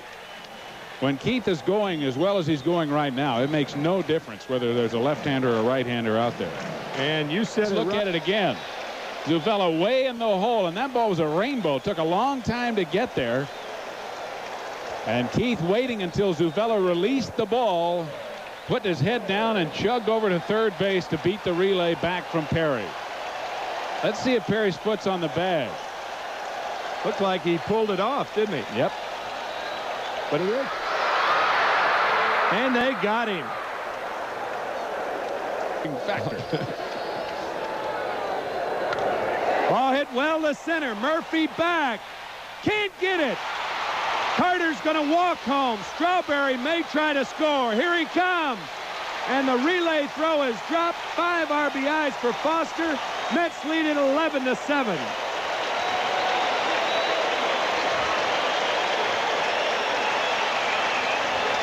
Foster now 3 for 3 with a single, a double, a home run, a walk. He has scored 2 runs and driven in 5. George has driven in 27 runs now in the last 23 ball games. Murphy thought he had a chance to get that ball, but Foster really drove it, and it just went right over his head. They might have had a play on Strawberry had Zuvela not bobbled the relay throw. As a matter of fact, Steve, Buddy Harrelson was holding up Darrell at third base, and Darrell ran through the through the stop sign. I'll get that right if I keep on this year.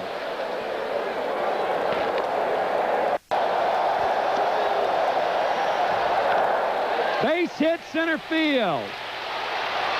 Johnson will score. It's now 13-7 Mets. They had not let up. Talk about going for the throat. They have certainly done that against these Braves all season long. 4th run off Terry Forster in this inning. He didn't hit it hard, but he hit it where they weren't. 6-4 for Len Dykstra, but the Mets score 4 more times. On 4 hits, there was 1 error and 1 left. And after 7, it's 13-7 New York. Popped up and playable in the infield. Howard Johnson calling. Santana calls him off, and the game is over. The New York Mets have pulled temporarily into a tie with the St. Louis Cardinals for first place in the National League East, pending the outcome of the Cardinal game at Los Angeles later today. And the Mets have continued to thump the Atlanta Braves, winning this one 15-10. Terry Leach starts and wins it for the Mets. He's 1-0, and the loser, Pascual Perez of Atlanta, is 1-8 on the year. Tim and I'll be back to wrap it up for you, so stay with us. Ralph will follow with Kiner's Corner, and we'll return to Shea right after this for Michelob Light. Go behind Danny Cox. Cardinals beat the Giants 6-3, so the Mets are now 2 games behind first place St. Louis. Out at Shea last night, Mets were cooled off by the Reds, losing 5-1. This after scoring the 31 runs within 2 ball games. What a performance, though, by Sid Fernandez. Spectacular over 6 innings. He finished with a career high of 13 strikeouts and did not allow a hit until Dave Concepcion led off the 7th by putting one high and far. First hit of the game for the Red start of a 3-run 7th inning, and Gary Reedus added to the lead in the 8th. Here's Reedus putting it out, his 5th homer of the season, making it 5-0. Now the wackiest play of the night, bases loaded, Cedeno with the hit, 1 run scores, but Dave Parker held up a third off the throw by Foster. Watched the catcher, Gary Carter. Buddy Bell was on his way from second to third, realized a little bit too late, so Carter able to tag Parker, then throws to second to get Bell. Wacky double play, as I said. Mario Soto going all the way to stop a personal 8-game losing streak. Soto now 9 up, 11 down. Tonight, left-hander Tom Browning will go for the Reds. Ron Darling 10 up, 2 down for the Mets. KC. The Mets, he has a record of 14-3, an earned run average of 1.67. That leads Major League Baseball pitchers. He has walked just 43, struck out 157. That also leads Major League pitchers. He has and a drive to right center. It could be extra bases. It will be extra bases. It will be a 3-base hit.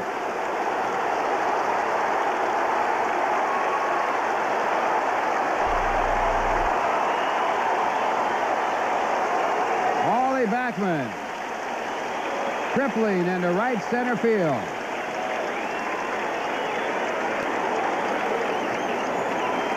I'll tell you, had the second baseman, Bill Dorn, juggle that ball, Buddy Harrelson had an idea about sending Backman. This ball rolling to the very deep part of the ballpark, and you see that little juggle by center fielder Kevin Bass, and Buddy actually held up Wally Backman late at third base, and that's what a third base. 3-2 pitch and a base hit. So Keith Hernandez comes through once again, and the Mets have a tie ball game. Well, the man's a hitter. That's all there is to it. 4 of the first 5 pitches to run the count 3-2 were split-finger fastballs, and then Scott thought he'd sneak one by him. Mr. Hernandez looked at Mark Bailey and said, "I'll handle this one, Mark." So the game tied at 1 as Keith gets a run batted in, scoring Wally Backman. And the batter for the Mets will be Gary Carter. Hernandez low. Line drive, base hit, left center. Dykstra may try to go to third, but no, sir. Good play by Bass.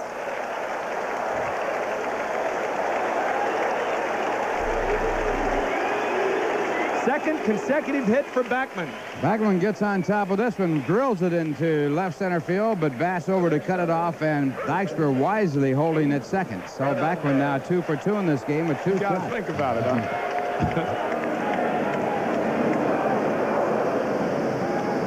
There go the runners. Line drive, base hit, right field. Dykstra will score. And the Mets had their first lead in 4 days, 2-1. I'll tell you, you give Hernandez enough chances that he's going to get you.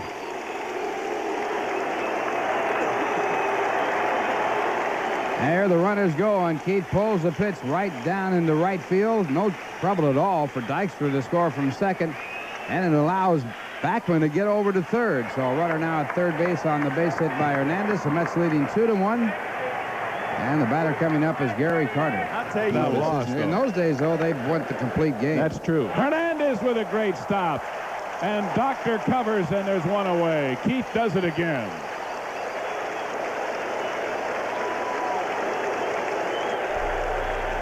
Well, they should call him the Cat because he can really come up with the ball and keep his balance and then make the throw. So Keith again taking another base hit away. Amazing first baseman with that glove. And what a series he had a couple of weeks ago in Houston against these Astros. Got him with the high heater. Strikeout number 5 for Dwight Gooden. A walk and 1 left here in the 5th inning for Houston. After 4 1/2, it's 2-1 New York. We're back at Shea after this for Metropolitan Life. I doubt that, seriously. Houston hasn't been drawing very well. Maybe he had to buy his own. The 2-2 pitch. And this one drilled to left. It's way back. Going. It is gone. Goodbye. A 3-run home run by Gary Carter.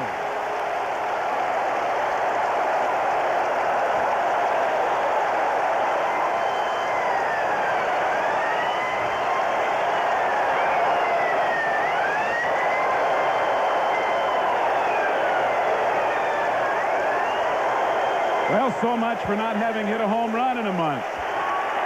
Carter just took care of that with number 12 of the year. And this crowd, another great crowd at Shea, standing and cheering in unison, waiting for Gary to come out. All right.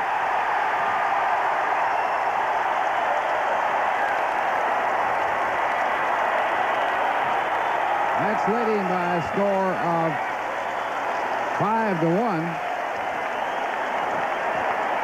And Carter with his 12th home run of the year. That was also the 12th home run given up by Mike Scott.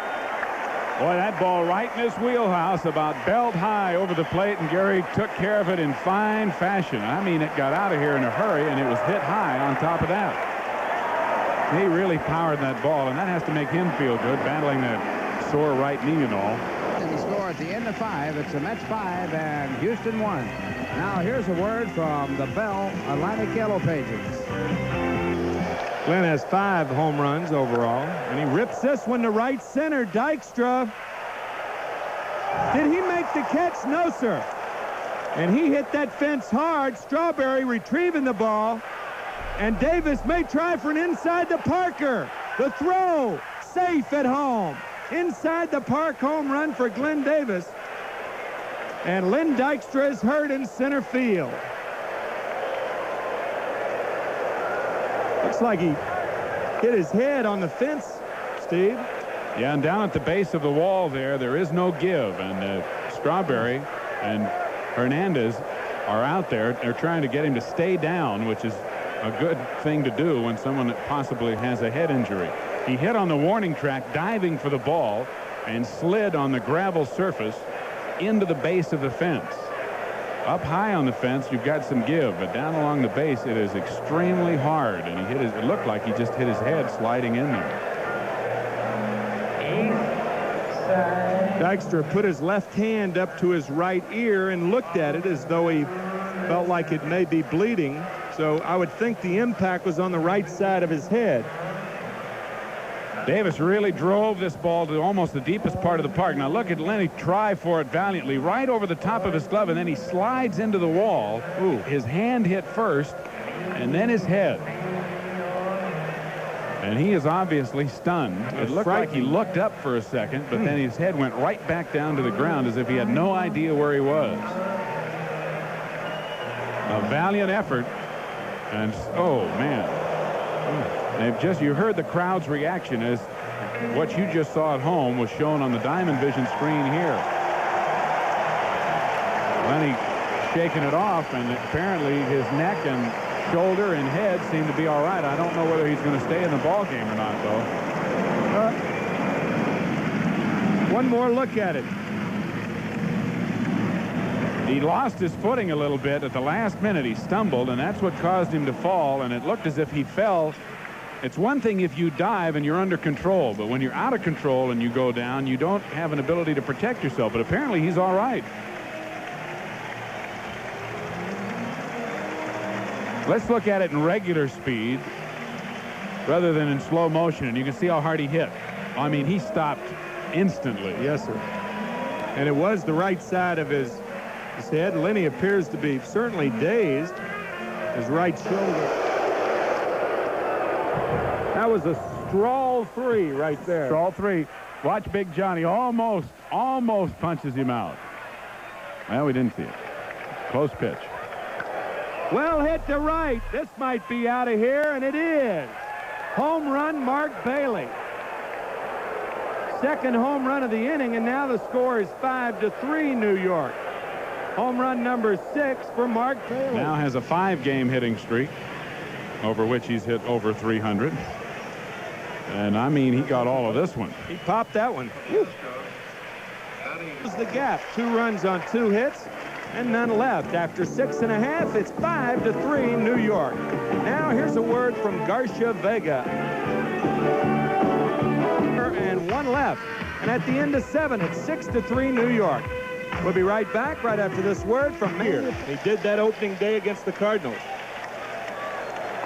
Fastball got him. 6th strikeout for Dwight Gooden, and now Jerry Mumphrey arguing with John McSherry. The Astros fail to score. No runs, a hit, and 1 left. Well, John, listen to him a little.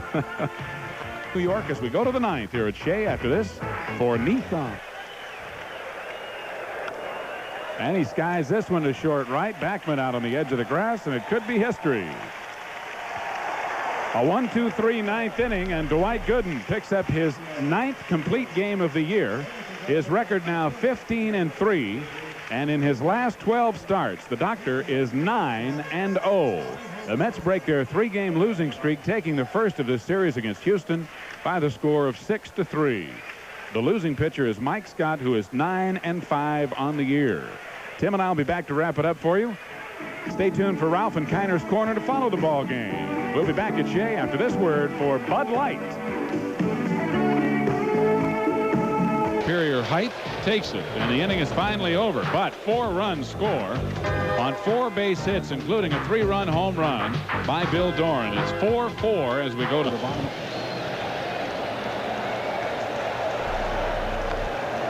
Good bunt down the first baseline. Will be a tough play, and he throws it away. Johnson goes to third, Dykstra to second. Before the right fielder Mumphrey retrieves the ball, it'll be an error, and the second one of the ball game on first baseman Glenn Davis. The 3rd error on Houston overall.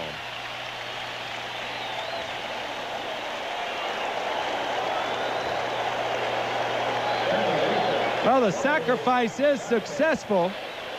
How successful is it? Well, it's very successful. And you can go to second on a sacrifice. A perfect bunt by Dykstra. And Glenn Davis fields it without a problem. Now he just overs it to second baseman. Ground ball up the middle past DePino, but a play made by Doran. Safe. And an argument going on now as both DePino and Ashby can't believe it. Lillis coming out. The play was made by Dickie Thon, not Bill Doran. But it's 5-4 New York, and Lillis is having a hard time restraining Frank DePino. Well, Frank DePino, that's his run, and this is his ball game, and the W of the L goes on his side. Second, that is not a good base running play. Now watch Don. A high throw, Ashby blocking home plate, but Johnson comes inside Ashby. He's out. He tagged him high, and his feet were not there.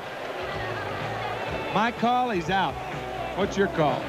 I'm not sure whether he tagged him or not. Dykstra at second, Hernandez at first, still one away.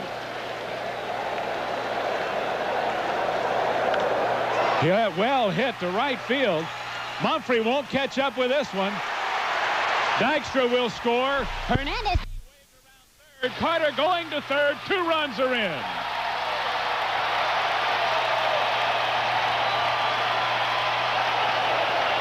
The Mets now lead it 7-4 on a triple and 2 RBIs by Gary Carter, his second triple of the year.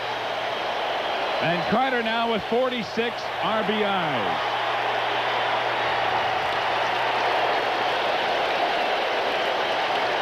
Well, the crowd here at Shea waving around their adult T-shirts. It's the only way for adults to act. I love it. Fastball away, line drive down the right field line. And Mumphrey was playing Carter way into right center field. Dykstra scores easily, as does Hernandez. Buddy Harrelson is in the on-deck circle of the Houston Astros. He came all the way home to wave Keith Hernandez home. But you realize elastic emotions. Boy, that's a good way to put it.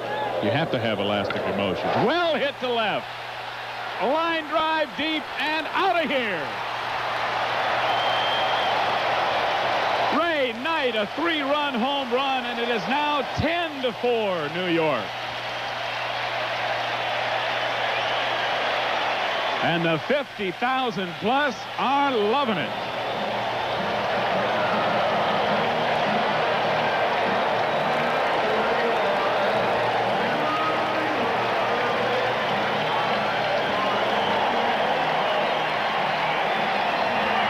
To tell everybody at home that those shirts were not taken off here now.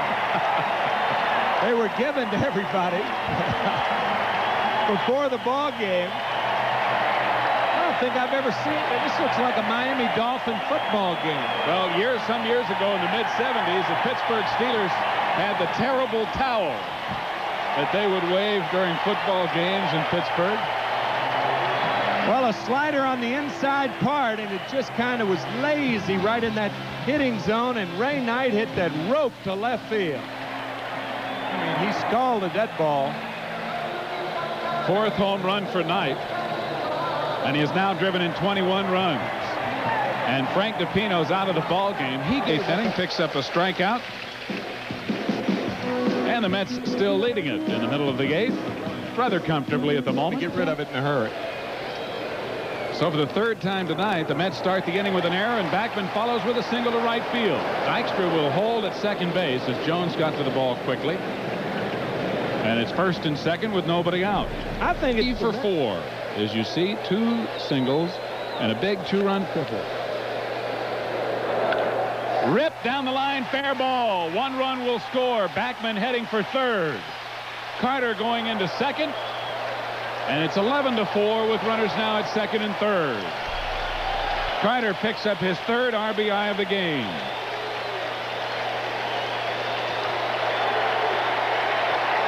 Gary Carter's 3rd 4-hit game of the year and his 13th of his remarkable career. A changeup ripped down the left field line, just fair. That is RBI number 47 for Carter, and his 3rd of the ball game. but is 0 for 3. Grounded to third, and it just eats Garner alive. Another run scores. Carter to third. And we'll see how they score it as runners are at first and third with still only one away. Man, it's dangerous out there. The Astros have committed 4 errors, and this could very well be a hit. Could easily be scored a base hit. We'll see how they score it. Ball really took a nasty hop. Watch this. Eats him up, as Steve said. Bill just froze on that ball. Had he charged it, he'd have a and a base hit down the right field line. Carter scores. Foster headed for third. Knight will cruise into second as George is being held at third. It's 13-4.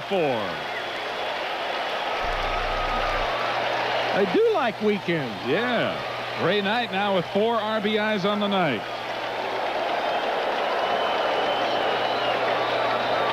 Ray's 10th double of the year, and he has 22 ribbies.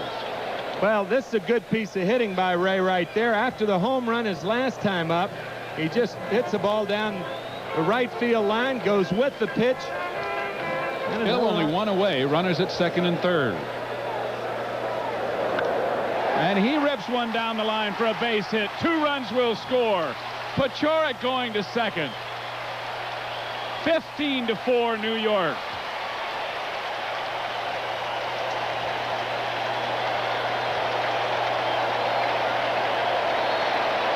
I'll guarantee you Bill Latham is in the clubhouse right now saying, please, guys, save some of those hits for game 2. 5th hit and 4th run off Mike Madden. Another good piece of hitting by Paciorek. Line drive, right field line. 2 RBIs for Tom. 15-4 now. Mets have scored 11 runs in the last 2 innings. Rafael Santana back up the middle, base hit. Here comes Paciorek around third. He's being waved home. No, he's held. And Santana's hung up. Paciorek now breaking for the plate. And Garner fell down. They've still got Santana in a rundown as Paciorek scores. Raffy now tagged out. So Garner trying to turn and fire home fell. Paciorek scores. John McMullen with a very depressed look on his face. Well, there's a saying in baseball, you're never as good as you think you are, and you're never as bad as you look. And the Astros have certainly not looked good in tonight's game, especially the last 2 innings. Strong throw by Bass. Now Garner cuts it off. They've got Santana in the rundown. The throw to Paciorek never occurred, and now Santana's tagged out. You can only lose 1 game in a row. The Mets score 6 runs. And they now lead 16-4 as we go to the 9th after this for Manufacturers Hanover. Fun to come here anytime, but particularly when it's packed.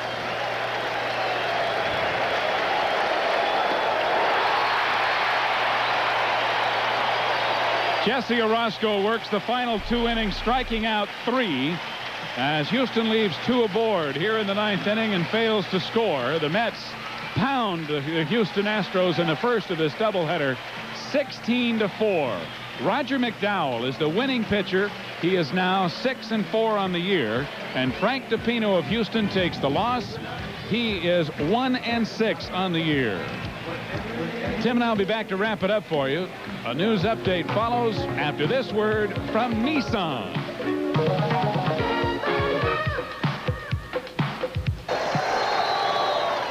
Sharply hit the first. Hernandez sucks it up and goes to second, and the game is over. The Mets have swept their second doubleheader of the year. They have played 3 and lost only 1 ball game, and they have taken the first 3 games of this 4-game set against the Houston Astros, winning the nightcap here 7-3. Jesse Orozco pitches 1 2/3 innings in relief of young Bill Latham to pick up his 10th save, and Bill Latham is 1-1, and here is his reaction.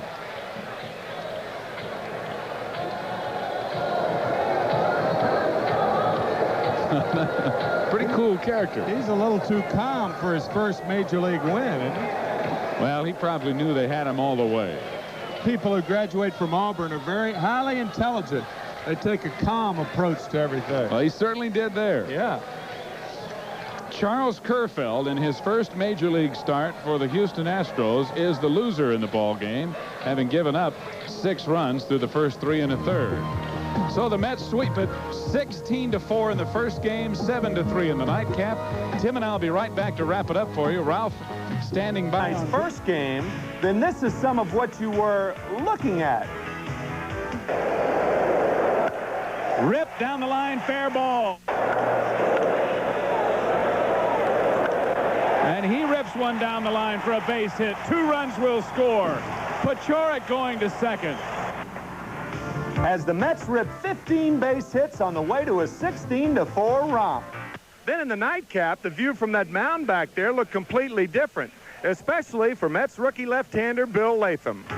The 24-year-old kid from Birmingham struck out 4 in 7 1/3 innings before giving way to Jesse Orosco, who preserved Latham's first major league win, picking up his 10th save in the process. Check out Latham's reaction to this final out. And while we're at it, let's check out the standings. The Mets just 2.5 games behind the Cardinals, and like Edmund Hillary, climbing right here on Channel 9. Dykstra in center and Strawberry at right. Howard Johnson, Raphael's catching. There is Rick Aguilera, 3-3. Started the season in the minor leagues at Tidewater in the International League. There was some question as to whether or not he'd be able to start tonight because of poor audition. Well, he's had some tenderness in his right elbow, really his forearm, for about the last 3 starts, and I'm concerned about it. And I have another pitcher, Terry Leach, standing by in case he can't go. But I have a good feeling he's going to be able to make it. Now, who is going to make that decision, you or somebody else or Aguilera himself? Well, I know Aggie well enough to know that if it doesn't fall off, he's going to want to pitch this ball game. But I'll have Mel Stottlemyre standing by with him, and if he complains or doesn't look like he has any zip on the ball, I'll scratch him. And obviously, Jimmy didn't do very much complaining. Can produce at the opportune moment. Now, the point is, with Montreal, there is not any one man carrying this team as Raines strikes out.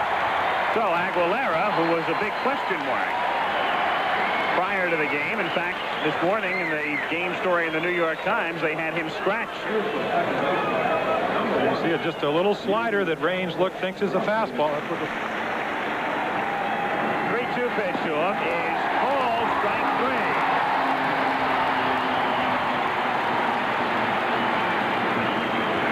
So Raines and Washington got on strike. Excuse me, Al, if strikeouts are any indication how your arm feels, Aguilera's arm feels great there. A fastball right on the outside corner. UL Washington knew it was a strike. And all the rest, he can make it stick with the owners. Dykstra hits it in the gap toward left center field, and with the outfield very shallow, it rolls all the way to the fence. And Dykstra can motor around second. They will hold him there, though, as the throw comes in. That kid is amazing. Jim and I stood at the batting cage with Keith Hernandez. He's a little fella. You don't think he's going to hit it as far as he does, as he just did. As you look at the hit again, he truly catalyzes a baseball team, and he's done that for the Mets. Well, he certainly has, and we talked about the way they've scored runs in July. One of the reasons during Hernandez, but you got to get somebody on. Backman, a number of weeks back, was hitting a look at the butt. He bunts, and Smith can't field it, and everybody is saved. So Wally Backman legging it safely to first base, and the Mets are in business at the outset with runners at first and third and nobody out. Well, Backman here just getting Dykstra to third base. Of course, he has excellent speed, and Smith knows that. Has to rush to make the play, can't come up with it. We'll wait to see how they score it as Hernandez comes up. He's had a great month. Up and down, the great April, the lousy May and June, and 4-11 in July, which is top of me once from Puerto Rico, saying, what happened to your windup? Hernandez rips it down the line and left, and that is a fair ball. The Mets take a 1-0 lead, and maybe 2 as they are waving Backman in, and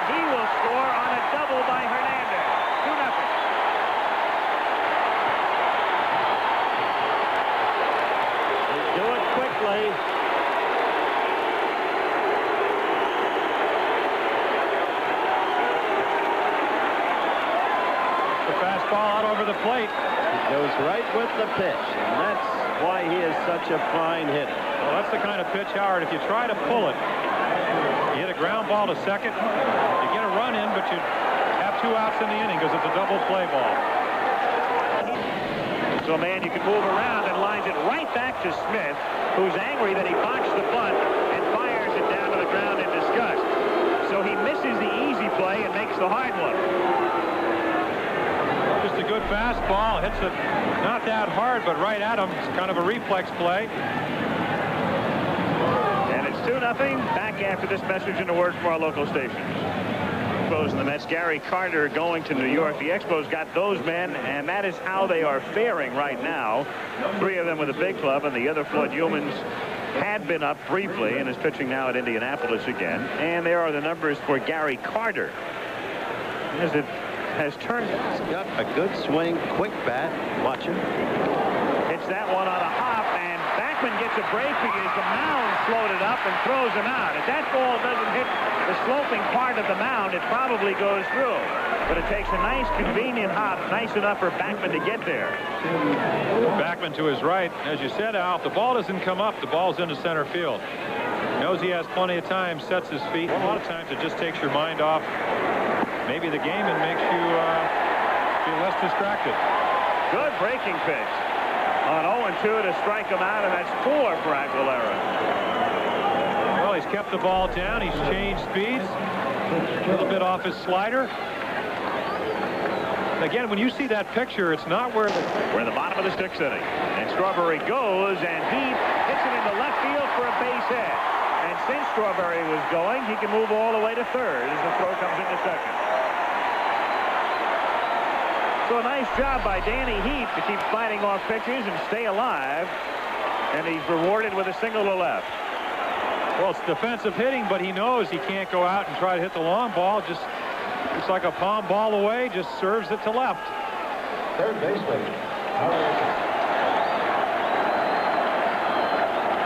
and he hits it into shallow center field, and Winningham will have to play it on a hop, and it's 3-0.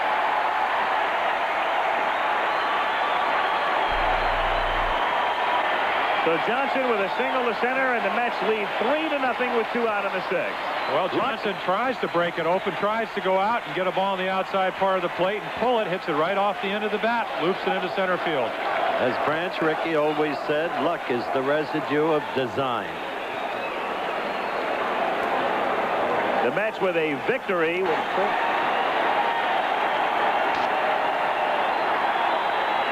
Popped up. And the infield fly rule is in effect. So it doesn't matter who makes the catch, and it's Santana. 2 down.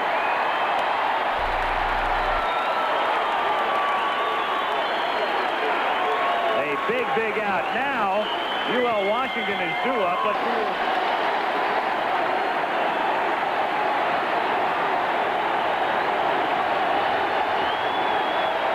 Andre Dawson on deck. He's 7 for 14 against Orozco. And that's popped up in foul ground, and Carter comes over, has it playing, makes the catch.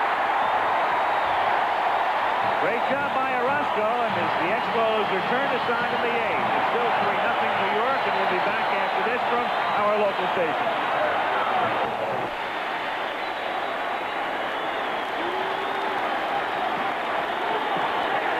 Called strike 3.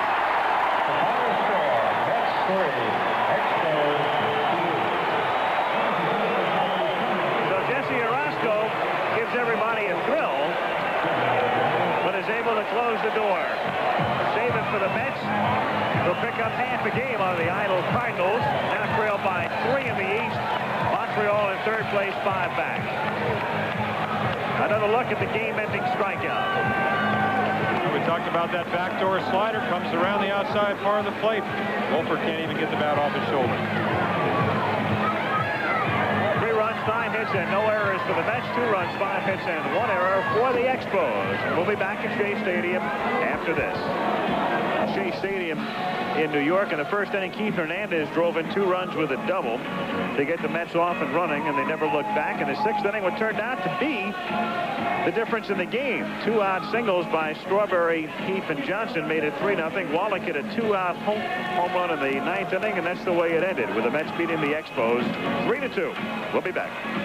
Would follow, and the Mets lead 2-0. Here comes Wally, and now we look at Aguilera. This guy is really pitching well. Gives up just 3 hits in 7 1/3 innings tonight. Strikes out 4, including UL Washington right there. Now, what turns out to be the game winner, you're going to see it right here. This is Howard Johnson in the 6th inning. Little bloop to center field. This thing going to fall in right there. Scores Darryl Strawberry. Expos scored 2 in the 9th, but the Mets win 3-2. Now 3 games behind the Cardinals. Well,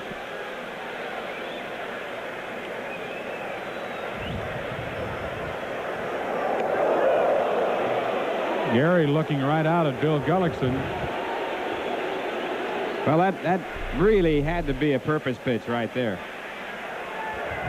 Look at it again. No balls, 2 strikes, and this ball right over the top of his head. And Gullickson has outstanding control. He has walked only 26 batters in 98 innings coming in. Strikeouts for Dwight Gooden, and here comes Bill Gullickson. Well, so far, Carter hasn't even turned his head to acknowledge Gullickson getting in the box. He can't afford to make it obvious. One thing about being a catcher, though, with that mask on, you can say some things, and few people can tell that you're talking. Oh, hello, now Gooden's going to get warned. There it is. See, and that's the trouble with that rule. The guy that does it first gets away with it. Gullickson's hot. He says something to Carter. Frank Pulley gets between them. Now they're going to warn the umpires, and that means that anybody else that throws will be ejected from the ball game along with the manager. But that rule is all wrong. The first guy gets away with it. I agree 100%. And the umpires are anticipating it. Here's the pitch to Carter. Now he gets away with this. That's a beanball right here. Now Gooden, who has to protect his own people, he gets the warning. The rule's backwards. The first you know what guy, you should do with that rule, Steve? With that rule in effect, you go out and throw it first time. You knock somebody down, the first batter. You can hit somebody if you want to, and you won't even get away. Look at this. Watch where the ball starts out and finishes up. Dawson thought that pitch was a little high. 2 strikes to count. And another one. Dawson, 3 curveballs, and out of there. A 1-2-3 inning, strikeout number 8, and the score at the end of 5.5 innings. The Expos nothing, the Mets nothing. Now here's a word from Budweiser for Montreal. Comes in with a record of 10-6. There goes the runner. A pitch out. A great job by Hernandez. He hits it out to short, a base hit. What a play by Hernandez, and he is called out at first. How could he be out?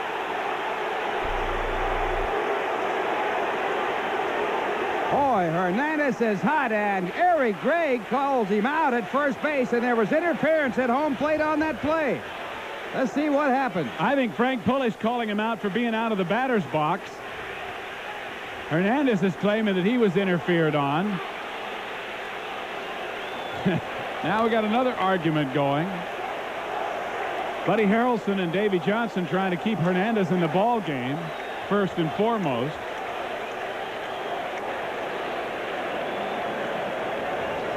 Frank Pulley came down the line and made a call as if to say that Hernandez was out, regardless of the call at first base.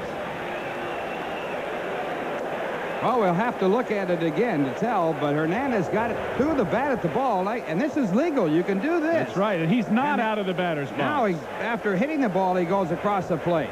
Mike Fitzgerald had no idea where the ball was, and Hernandez was safe at first on top of it.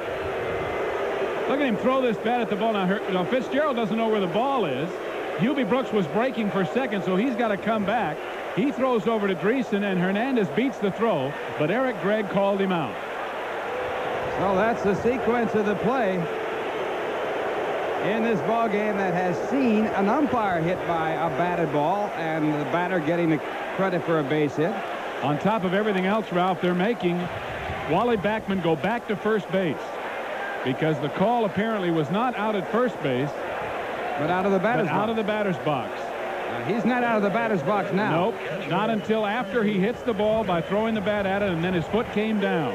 And he was not out of the batter's box when that bat struck the ball, and that's what you look at. In third, Backman at third, Strawberry at first base. 2 men out. Fastball line to left field, a base hit. Backman scores and the Mets lead 1-0. The strategy fails.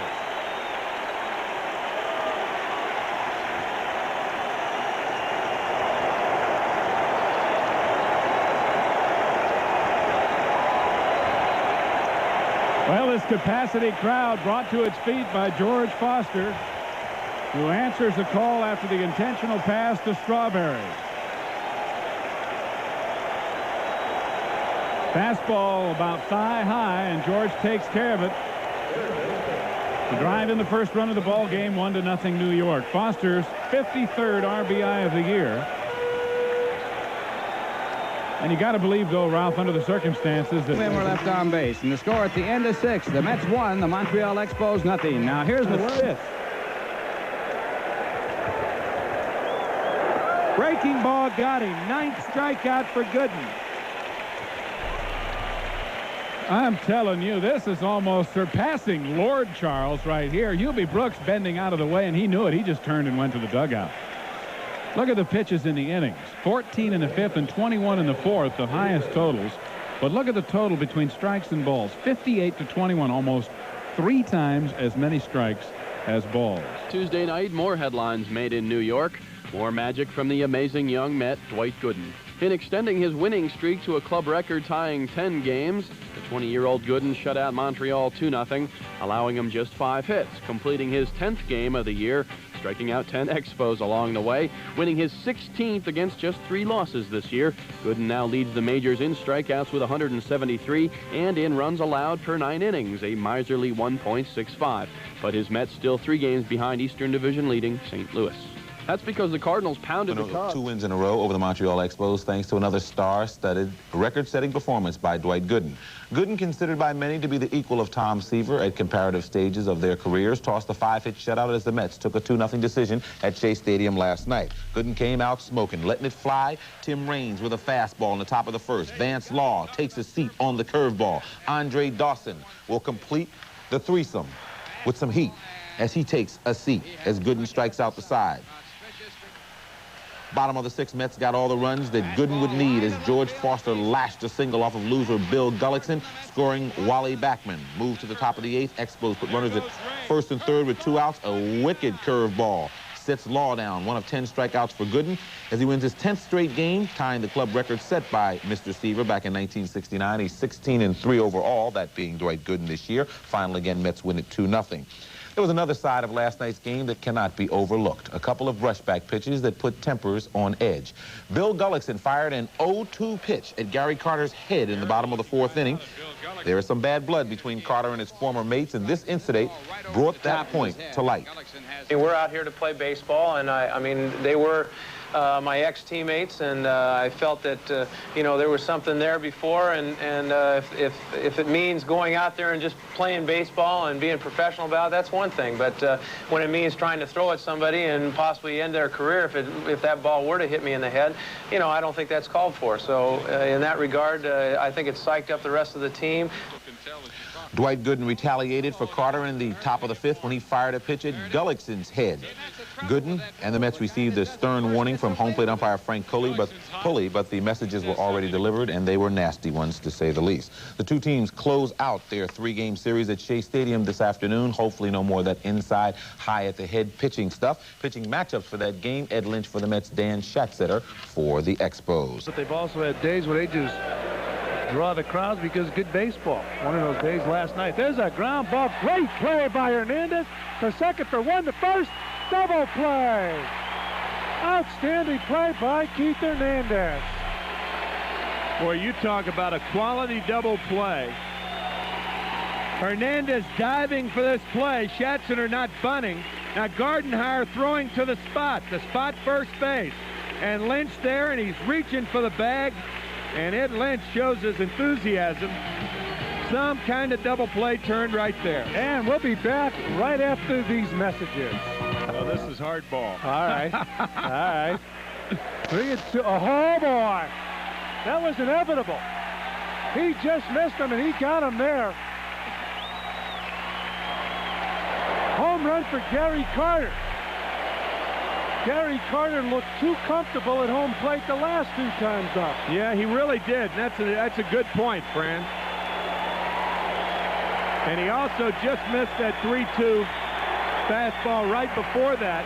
And the one he hit is actually ball 4. Home run number 13 for Gary Carter on what would have been ball 4.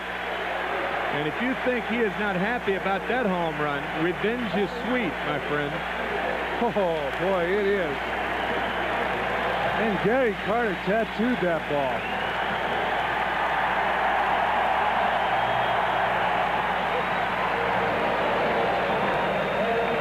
Watch his high fastball, but not for long.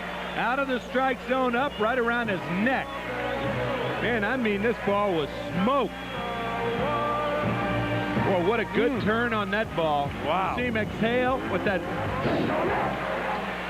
blowing out, and that ball didn't have a chance to blow out. But when you see a hitter exhale like that, he's putting all his power into it. Well, he Tommy hawked that ball. Wow. So, Gary Carter. The squeeze is on. He bunts. The run will score. The game is wild throw. Here's another run going to score. And another out holds up. The Cubs have taken the lead. The old squeeze play, perfectly executed. Hernandez had no play at the plate. World thinking somebody would cover first. Unfortunately for the Cubs, he either hit Spire, I think he hit Spire, or the ball would have rolled in the right field, and another man would have scored. Yeah, it was Spire he hit. Harry, it was a perfect throw to first base, but Wally Backman wasn't covering first. Once again, Keith Hernandez throws to a base where there's no play. It's Wally Backman's fault.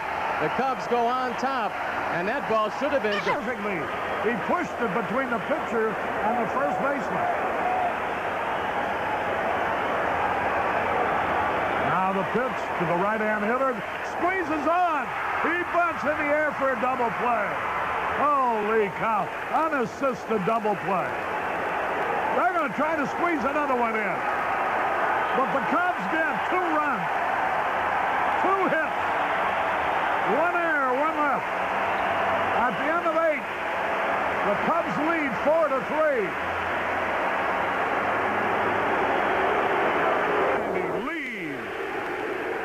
The pitch. Ground ball. Hurry up. The peg. He beat it out. The ball was in just the left to say, and it forced Spire to come a long way to pick the ball up. Backman runs very well. He slices this ball inside, outs it. No chance to get him. Spire does everything he can do. Backman beats it easily, and now Keith Hernandez does get his shot. No for the Cubs, and he's been pitching very well.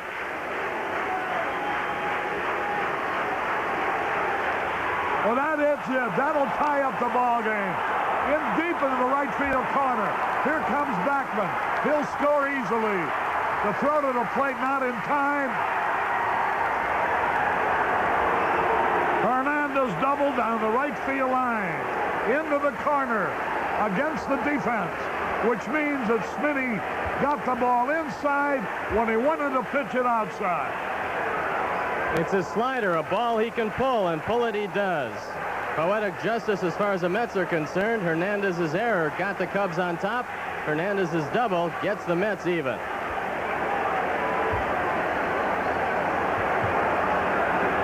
Tough way to make a living. All tied up at 4. Look at those hit totals. The pitch to Howard Johnson. A high fly ball. Deep right field, way back, might be near the wall. It is a home run. Howard Johnson. It's a 1-1 pitch into the right center field pavilion. And I think he'll have that job regularly now for at least a little while again. It's his 7th home run, his 28th RBI. A happy Met dugout. Watch it one more time. Frazier gets it over the inner portion of the plate. And Johnson goes against the wind and drives it out of here. That's the second home. That's it. Easy fly ball. And the Mets have really won a big one for them and a tough one for the Cubs. 1, 2, 3, nothing across. The totals on the ball game will be 5 runs, 15 hits, 3 errors. Oresco, the winner, now 3 and 4. McDowell gets the save, number 9. For the Cubs, 4 runs, 5 hits, 1 error. The loser is George Frazier.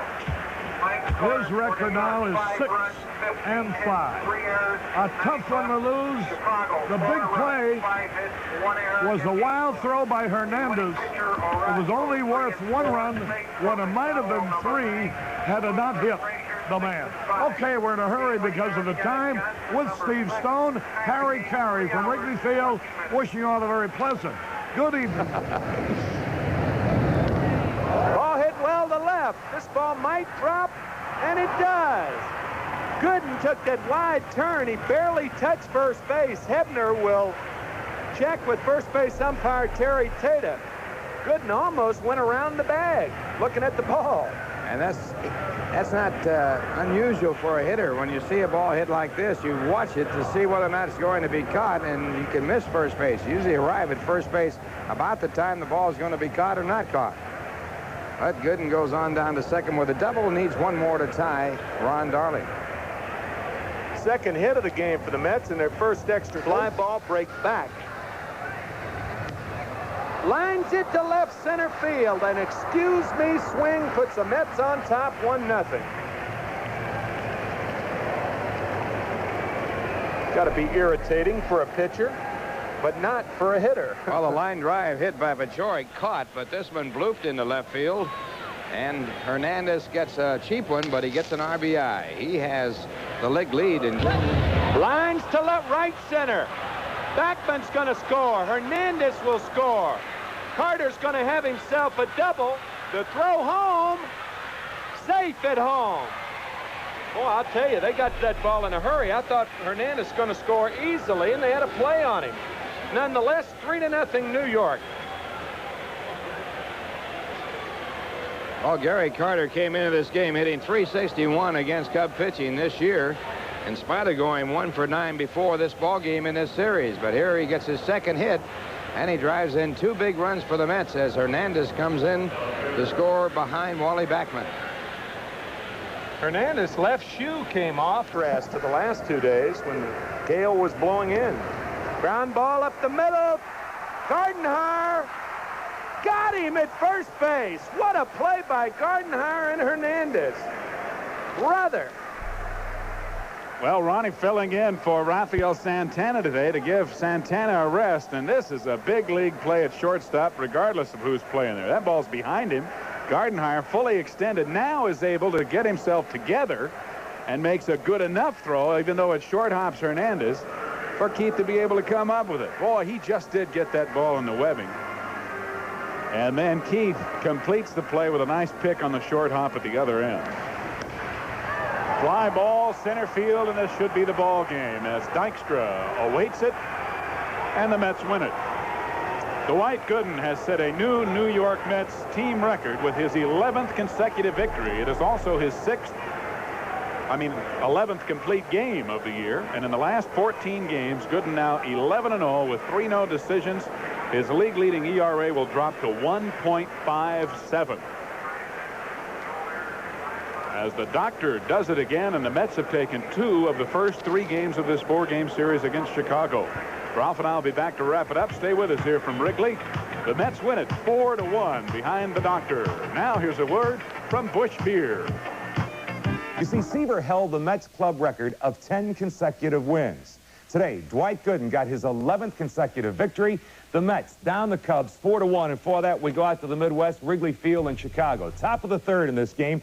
The Mets are leading 1-0. That's Gary Carter at the plate.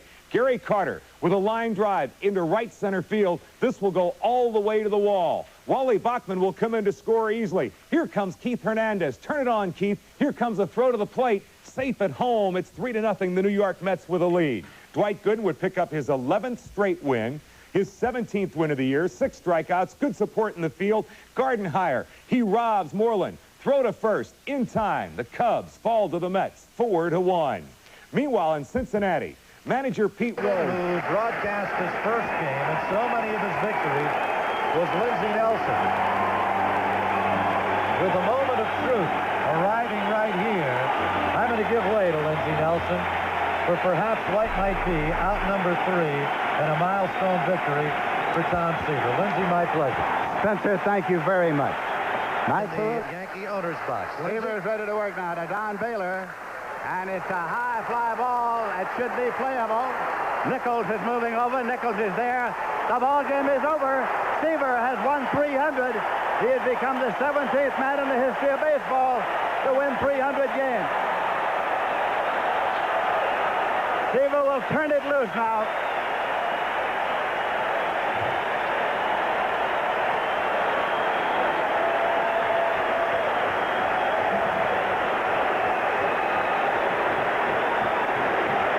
A 40-year-old Terrific Tom Seaver. Look at the emotion spilling out all over. There's his family. And if you could hear him right now, his voice is up in such a high key, only the dogs can understand it. Well, he's a 40-year-old man, but this is a game for kids. And that kid is a very, very happy individual. He has done what only 16 others have accomplished, and this crowd is still on its feet with cheers for Tom Seaver. There he is. That's Nancy. That's his wife, Nancy Lynn. They were married in Jacksonville, Florida, the first year that he signed for professional baseball with the Mets. That's his daughter. That's his eldest daughter.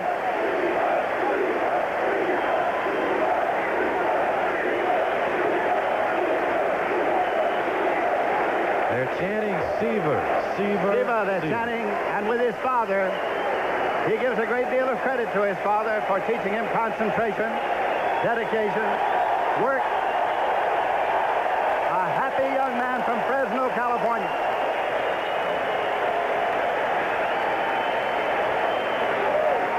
He began with the Mets in April of 1967 with his first victory. And here at the Sports Shrine of Yankee Stadium in New York, he has made it 300. Well, an exciting afternoon. As Black will go out into the monument section of center field. His number's been retired. Right now, who knows? Well, right now, he is looking to pursue career victory number 301. He struck out 7. He walked 1, gave up 6 hits, had rough sledding in the 8th and 9th inning. In the 8th, with runners at first and third and 2 outs, he struck out Dave Winfield on a 3-2 pitch. In the 9th, Pasqua singled. He struck out Hasse. Randolph hit deep to right. Harold Bain, the time, coming out of the dugout to receive the cheers of his hometown fans, because Tom Seaver may be wearing that White Sox gray, but he has come home to win number 300. A curtain call. Bill Niekro, who may himself be reaching 300 very soon. He patted Phil on the stomach. Hey, you get a little chubby there, old man. Well, Phil's got 6 years on him. 295 for Niekro. And Tom Seaver. An exciting day for all of us here. Exciting, as Bill said. Now 2 walks in a row, and it brings up Darryl Strawberry. I think Vitello right now is going through an intimidating stage when he faces guys like Hernandez, Carter, Strawberry, probably trying to make the perfect playing his ball game here, and also with an ear towards New York when negotiations are still underway. And Strawberry drills at the right field. Moreland back. He can't get it, and it's out of the ballpark. And the Mets are leading 3-0 as Strawberry has a 3-run home run.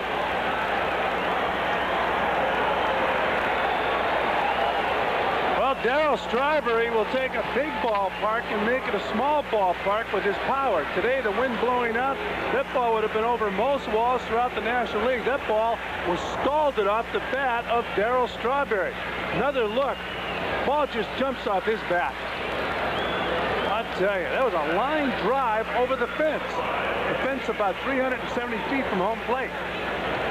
Strawberry, Eddie Lopez said he always came right back with the same pitch that the batter hit out. He says it surprised them. And Eddie was a great one.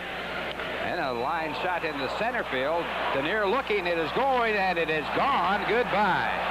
Strawberry with his second home run and another landmarker. I tell you, the ball just explodes off of Darryl Strawberry's bat. He hit that ball into the green seats in center field, and he's putting on a show here at Wrigley Field.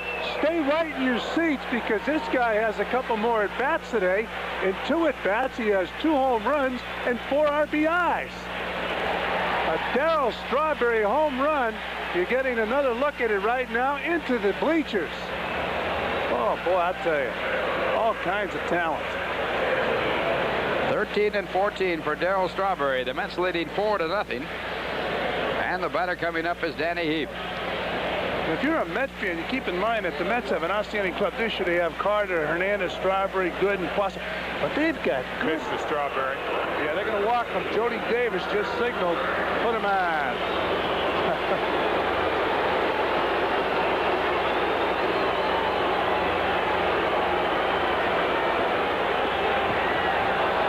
Interesting. The fans here in Chicago want to see him hit. Yeah, they're booing. Darryl Strawberry, 2 for 2, 2 home runs. Home runs number 13 and 14. And then he was intentionally passed in the 5th inning and scored a run. Ball well hit to center field. It might be number 3, and is. Darryl Strawberry with his 3rd home run of the ball game. Mets lead it 7-1. The first Met to hit 3 home runs in the ball game was Jim Hickman way back when. Now Darryl Strawberry with his 3rd. He was walked intentionally in the 5th inning. Didn't get a shot at it. Well, and at this pace, Darryl Strawberry could well get another shot. Jay Horwitz, as always, right on cue. As is Strawberry right here. Man. Well, there's no doubt about this one. This one, Darryl got up for the windscreen. The other 2 he hit were line shots, and he almost hit it over the back of the lower bleachers. He is the 4th Met to hit 3 home runs in a ball game. A breaking ball for a strike. Jim Hickman did it in 1965 against the Cardinals, not called every one of them. Dave Kingman did it in Los Angeles in '76, and Claudell Washington in 1980 against the Dodgers. Thanks, Jay. All right.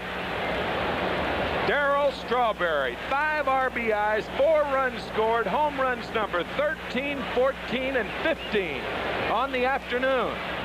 What a day. Oh, 1 run on 2 hits, no errors, and 1 left. Coming up in the 9th, Darryl Strawberry scheduled for the 3rd hitter. And Strawberry hit his 4th home run of the ball game. As you look at the strikeout double play one more time. I tell you, if I'm a pitcher right now and say, I'm going to give you my best stuff, if you can hit it, hit it. Not that you wouldn't say that normally. Strawberry with 3 home runs on the afternoon. Do it if he can do it. Fastball is low, 2-0. Then keep swinging. Fastball outside. We'll see if he does that. He's got to swing at the ball even if it's out of the strike zone. I guarantee you. And he takes a strike.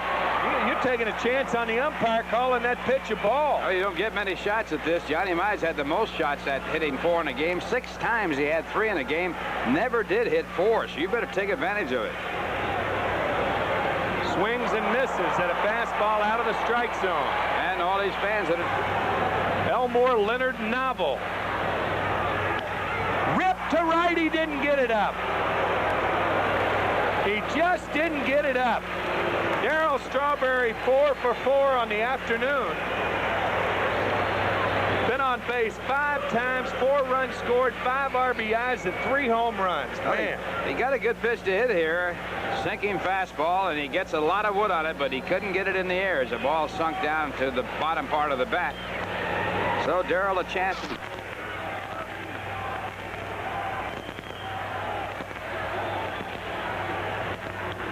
Check swing, McDowell over to Hernandez, and the Mets are technically in first place. For the Cubs in the 9th, no runs, 1 hit, and 1 left. Line score on the ball game, 7-13 and none for the Mets. 2-8 and 0 for the Cubs. The Mets technically tied for first place with the St. Louis Cardinals, who play against the Phillies tonight. So Ralph Kiner and I will be back with a wrap-up right after this.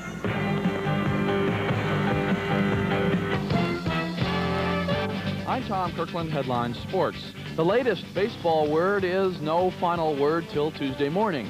Despite Commissioner Peter Ueberroth's urging the parties to get together Monday night, the Players Union and owners' reps will stay away till hours before the threatened work stoppage. If all matters aren't resolved in that 8:45 a.m. New York City negotiating session, the players are supposed to walk away and not play Tuesday's ball games. Monday's meeting got nowhere in 90 minutes, leaving a distinct air of pessimism. The hope is with a good night's sleep, an accord can be reached in the a.m. Till the final motion to adjourn is heard, the players still going through the baseball motions. In the case of the St. Louis Cardinals, the motions moved them out of first place in the National League East. Home runs in St. Louis and Chicago did it. At Busch Stadium, Philadelphia's Ozzie Virgil blasted a pair of homers, his 12th and 13th of the season, and Philly generally laughed past the Cardinals 9-1. For the first time since June 29th, the Cards decked out of first place because of Darryl Strawberry's batch of home runs in Chicago Monday afternoon. 3 of them, numbers 13, 14, and 15, driving home 5 Mets in their 7-2 rout of the slumping Cubs.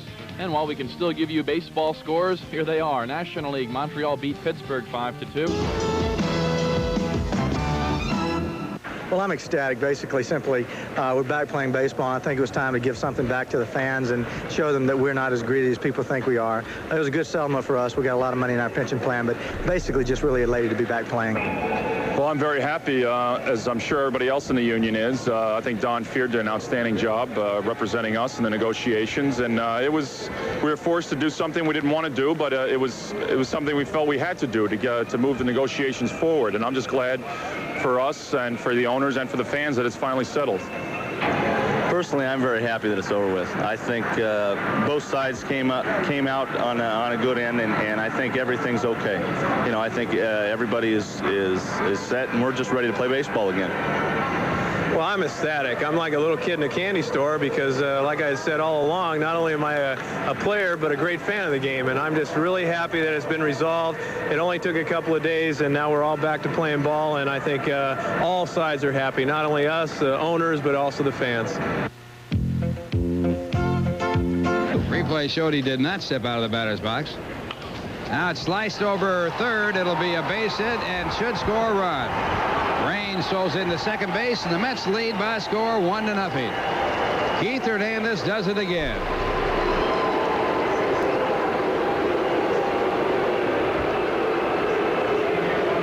Well, with Hernandez, it doesn't matter whether a left-handed pitcher or right-hander's out there. He hits the same way against both. Goes the other way on the fastball away, and the Mets are on top. First time in, 4 days they've been on top. And a line drive to left field. Raines back. He can't get to it. It's over his head. Knight on his way to third is being held up at third, and now the throw home way off line. And fortunately for Ray Knight, it was offline, or he would have been trapped between home and third. Aguilera gets down to second on the double, and we'll look at it again. I think what Hubie Brooks, when he turned around after he received the relay throw from Raines, watch Raines get the ball. And then watch how Hubie throws the ball. He's going to come home, and now he sees Knight caught up, and he tries to hit Wallach at third base, throws it over his head. And now Fitzgerald scrambles back with Hesketh backing up. But, boy, I'll tell you, Aguilera puts a charge in this ball. Raines thought about trying for it, but that ball was just hit too hard. Now watch Hubie Brooks. He wants to go home, but then, whoa, I think I'll go to third. And then it's threw it over the head of Tim Wallach. Up and looked like he mildly sprained that left ankle. Not seriously, however. Now the batter is Tim Paciorek. Hits it deep off of the fence in left field. Backman coming to third is being held up. The ball gets away momentarily. And going in with a double is Paciorek. Paciorek with his second two-base hit for the New York Mets.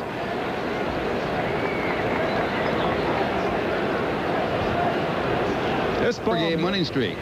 He has Wally Backman at third base and Paciorek at second. Curveball hit hard down the line. It's a fair ball. Backman scores from third. Paciorek from second, and Keith Hernandez once again has put the Mets on top.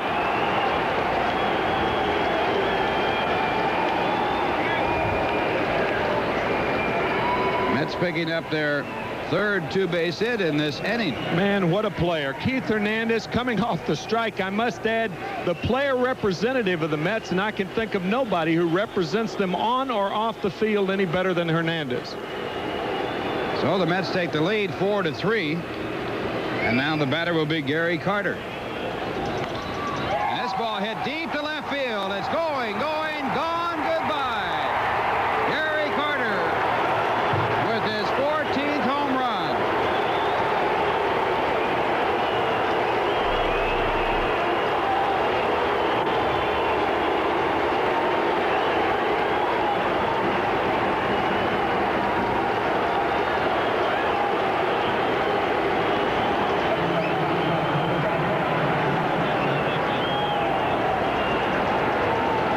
Reviews from the stands here. Some boos and some cheers for Gary Carter. The only positive reviews in the dugout now. Hesketh looked like he wanted to take a little off that pitch, but Carter wanted to add a little onto it. So the high fives being exchanged, and the batter coming up is Darryl Strawberry. Been some rockets hit so far. I'm telling you. 7 hits, so hits.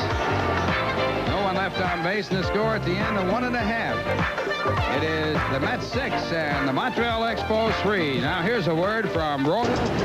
2 out. Hernandez at third. And well hit into left center field. And I mean a tremendous home run by George Foster. The Mets are running away with it 10-3. Number 16 for Foster. He now has 56 RBIs.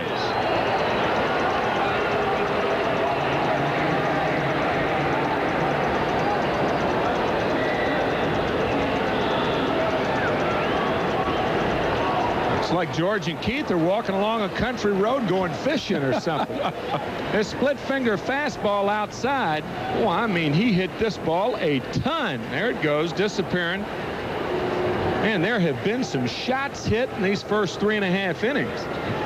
Well, you and Ralph alluded earlier to the fact that a couple of days off will get everybody stronger, and it's sure back in 1979. Would you say that makes him a clutch hitter? Yes.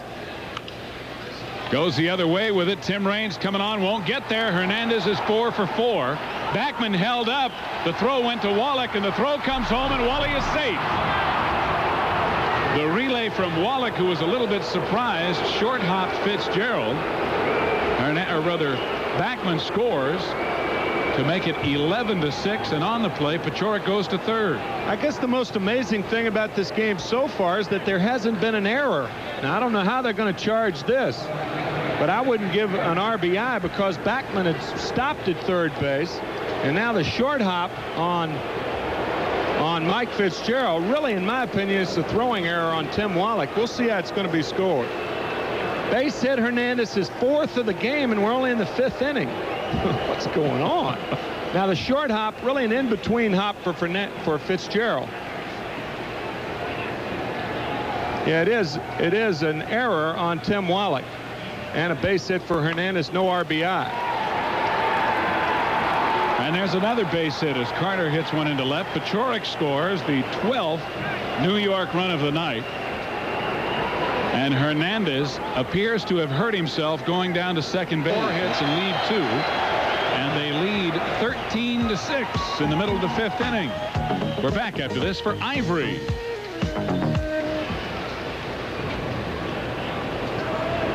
And this one deep to right. It is gone. Goodbye. Darryl Strawberry with his 4th home run in his last 2 ball games. And the Mets lead 14-7.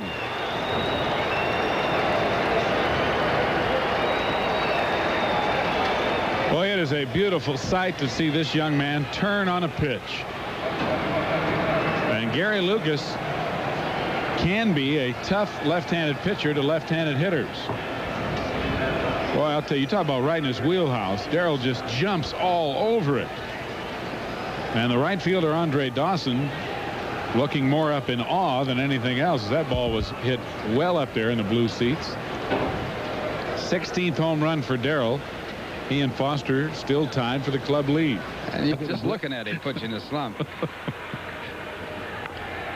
Off the end of the bat, Leach says, I'll handle this one, and he does. Another 1, 2, 3 inning. I say that facetiously, as there have only been 4 total in the ball game. Terry Leach pitches outstanding relief. Rick Aguilera is the winner, going 5 innings. He is now 5-3. Joe Hesketh, the loser, is 9-5. And the final score in a football appearing scoreboard, 14-7 in favor of New York. Shoulder closed and head right down on the ball. Hurdle lined hard to left. His only time up. Breaking ball. Fair ball. Hernandez will score. Danny Heap's coming around. He's going to be held at third. Clint Hurdle picks up his 7th RBI of the year, and the Mets are on top 2-1.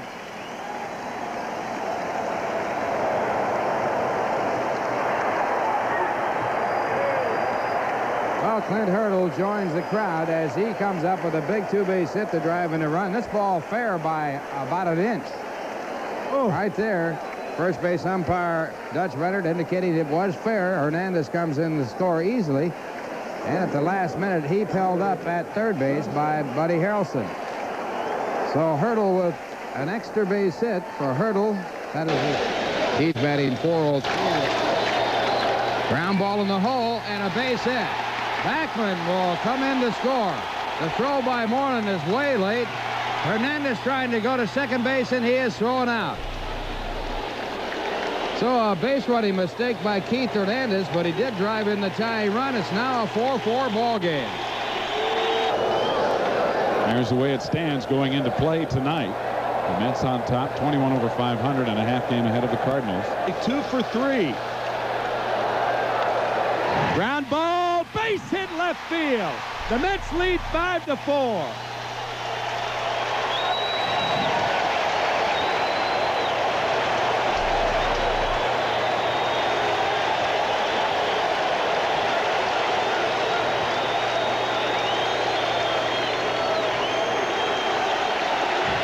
And Roger McDowell started it with a 2-out base hit. Since then, single by Dykstra and a single by Backman. 3 straight hits off Brustar, and it is 5-4 New York. Wally's 3rd hit of the night, and he drives in his 24th run of the year.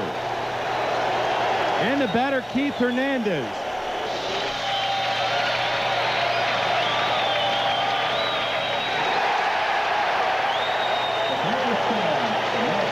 Roger McDowell picks up the victory in relief of Ron Darling to move his record to 6-4 on the year. And the New York Mets remain in first place, winning their 5th ball game in a row with a 6-4 win over Chicago. And a big win it is in the first of this 3-game series. The Cubs dropped 10 games back. The Cardinals a half a game back, and Montreal 4 behind the first place Mets. Ron Darling started the game and went 6, but left the ball game tied. And Roger McDowell pitches the last 3 to pick up the 6th win of the year against 4 losses. And the reaction of Davey Johnson and also Jimmy Fry to the left of your screen. Well, I'll tell you, you're seeing two ball clubs going in opposite directions. The Mets winning 5 in a row. The Cubs have lost their 5th in a row. New York putting it all together with 16 base hits, 36 hits in the last 2 games, and Tim and I will be back to wrap it up for you. Ralph is standing by with another edition of Kiner's Corners. Stay with us. The Mets win it 6-4 over Chicago. We're back. For a one-hit victory over the Cubs. And for Tudor, his 13th win in his last 14 starts. Now, earlier in that same game, watch as one of the season's memorable moments unfolded. It would be scored a triple play after Terry Pendleton hit a line drive to Bull Durham. In the rundown, the ball hit Van Slyke, but in going to second, Andy passed Jack Clark, who was still at the bag. Van Slyke was automatically out. But in the confusion, Clark thought he was out as well and wandered off the bag. He would be tagged out eventually, and the play was scored a 3-6, 3-6, 5-8 triple play. New York, as we said, some of you today will see the Cubs and the Mets, and if you remember back to 1969 when the Mets won the pennant down the stretch, that is when the Mets-Cubs rivalry was cemented. The Big Apple against the city of the big shoulders. Here's Lynn Berman. The Cubs and the Mets, a rivalry that has come full cycle.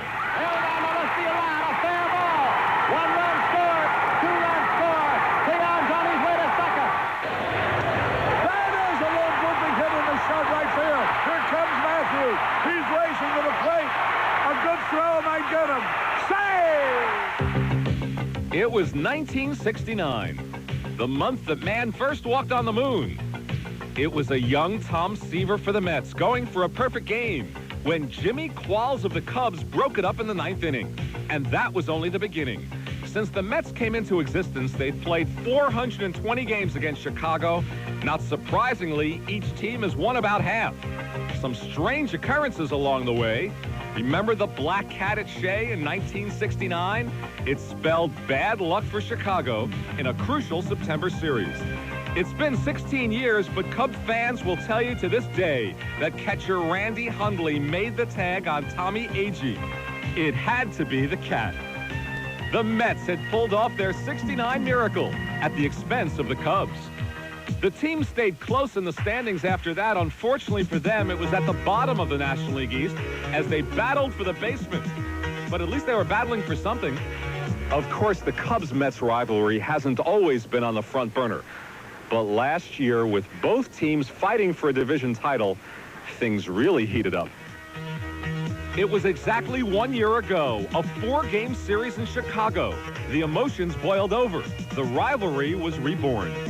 It's really turned out to be a really good rivalry, and I think just because really the way the two clubs came up together last year and played as well as they did in the National League East. The Cubs swept that 4-game August series. They went from 1/2 game in front of New York to 4.5 games. The Mets never recovered, and the Cubs went on to win their first division title.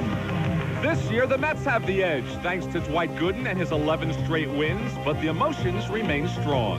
And we have a lot of baseball games left with them throughout the rest of the season, so this is an important series. We see what they've got and see how they're playing, and they see how we're playing. And how the Mets and Cubs did last weekend as the strike loomed summarizes the '85 rivalry. 3 home runs for Darryl Strawberry on Monday, as the Mets took 3 out of 4. Cubs fans have spent much of '85 thinking about what might have been if Rick Sutcliffe and a host of others hadn't spent so much time on the disabled list. And so time is running out if the Cubs still hope to relive their past glories and stop the Mets from reliving theirs. Cubs are the champion! The Cubs are the Now in the set position, here's the pitch. Ground ball hit the shortstop. Harrelson to Weiss. There's one. First base, double play. The Mets win. It's all over. And so they go at it once again today. Len Berman in New York. 69, the year of the impossible dream, and a black cat comes across the path of the Chicago Cubs. The Mets, 9.5 games back, rely on Tom Seaver, who won 25 and his first Cy Young Award. Seaver and the Mets, stunning the baseball world and beating the Cubs. 1985, the heir apparent to the mantle of Tom Seaver. Dwight Gooden has won 11 in a row. Once more, the Chicago Cubs are up against a Mets ace.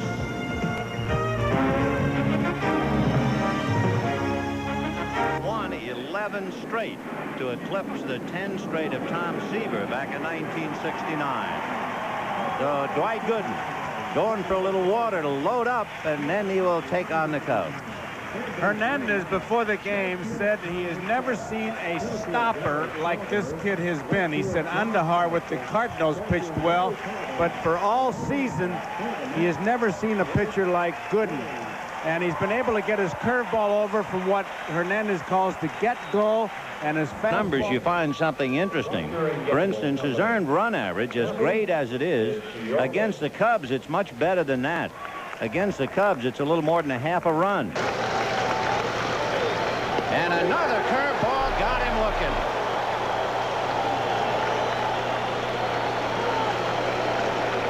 That's the curveball that Hernandez is talking about. It's an overhand curveball. There's really not a whole lot you can do. You can see stride, and you just can't pull the trigger because that fastball that he has, coupled with the curveball, it's just... With one out in the second inning, 2-0 Chicago. High fly ball into deep right center. Dernier going back, away back. It's gone.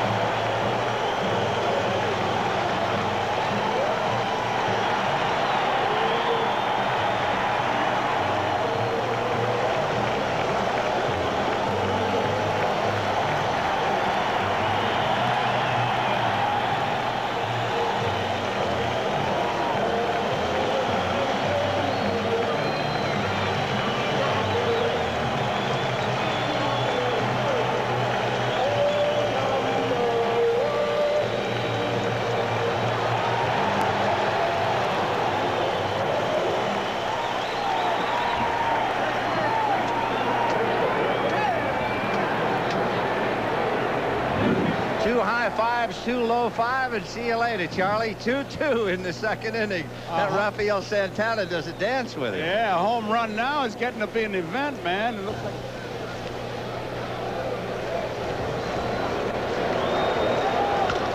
Ground ball wide of first into right field for a base hit. Here comes Pashorek. Moreland's throw to the plate. He scores. Down to third goes Carter.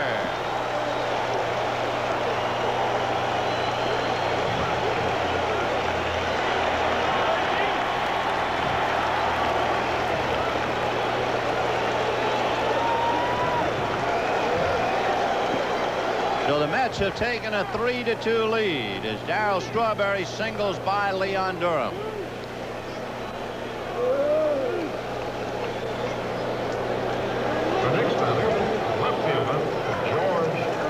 Gary Carter allowed to go to third when the throw came to the New York Mets spent more than 8 seasons with the St. Louis Cardinals, where he helped the Redbirds to a World Series win in 1982. But the next season, Keith came to the Mets in a surprising trade, and a sluggish team found new life as the popular Hernandez hammered out a winning style. And nowhere is style on better display than at first base, where Hernandez has won 7 consecutive Gold Glove awards. Thanks to Keith Hernandez, the New York Mets have found the right balance. A lot of time to give a lot of signs. There goes the runner. Hit and run chopper. There's nobody at shortstop. Base hit. And Gardenhire goes to third.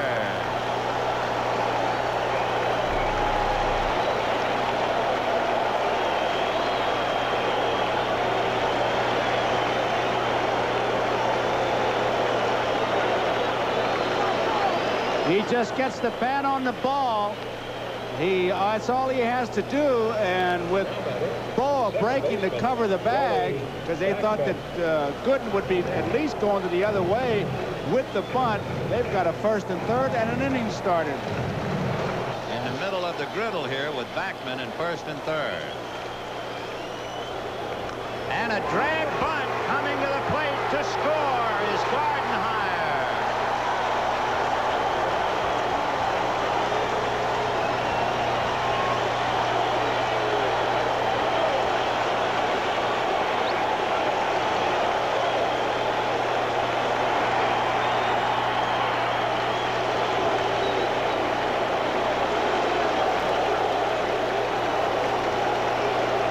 Well, just like you can't take for granted the bunt when there are 2 outs, you can't take for granted he will not bunt with a man on first and third. And I believe he's going to have to take a curtain call for the bunt. And that means he is now hit in 9 straight. There was no squeeze. He was dragging for a hit and executed the play perfectly. 4-2 New York. And you took it ball 4 to load the bases for Hernandez. And that's why I'd make you take to get this 1-0. And a one-hopper into left field for a base hit. Gooden will score. Backman will score. Dykstra to third. Hernandez to second.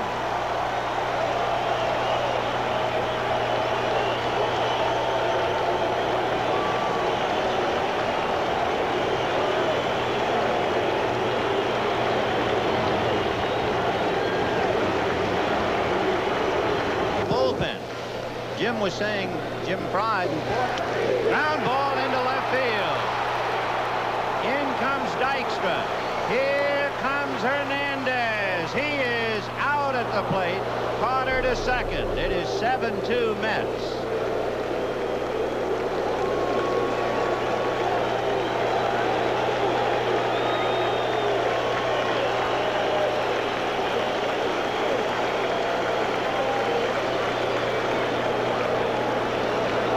Davey Lopes like the game, 7-2. Davey Lopes made a good throw because he gave Davis a good ball to handle. Hernandez really didn't get a time. And Davey has the curveball. Get him again. 8 strikeouts for Dwight Gooden. Stepping up, second baseman, Ryan. No doubt about it. Right on the outside corner. Look at old Dutch boom it out. So Dwight has struck out 8. His high 14. Up for him now. 2-1 to Gary Matthews.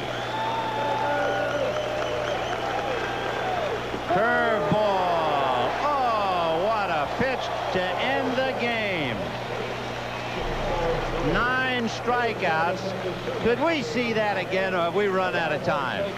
Oh, what a way with the crowd roaring. You'd expect the adrenaline pumping that he would come with the bullet, and instead the big slow jug strike 3 called. And you can see Gary Matthews just back off the pitch. Watch him bail out, and you can hardly blame him for that. Here it comes in slow motion. Look at him bail out, and goodbye Gary and Cubs. 8-3 Mets. We'll be back with the totals and some added comment after this. The Red Sox visiting Yankee Stadium, or in some areas Kansas City at Toronto, all on NBC Sports. Dwight Gooden and the Mets beat the Cubs 8-3. For Joe Garagiola, this is Vin Scully wishing you a pleasant good afternoon from Shea Stadium in New York. First baseman and batting .320, I understand. And a drive to left field. It is high. Is it far enough? Going way back. It is gone off the back wall, and a home run for Gary Carter.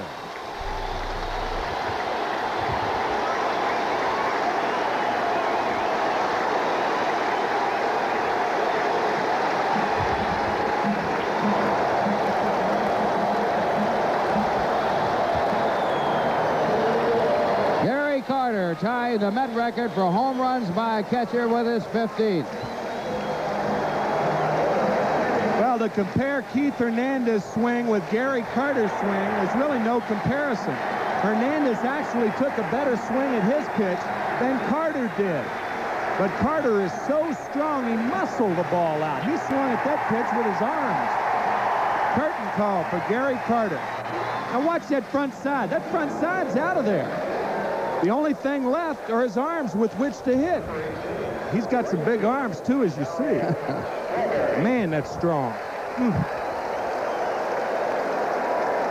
And Matthews back to look. He almost gets hit as the ball comes off the back wall in back of the home run fence. So the Mets on top 2-0, and the batter is Darryl Strawberry. Ball well hit again left field. This ball might make it. Second home run of the afternoon for Gary Carter. Mets lead 4-2. What a rocket.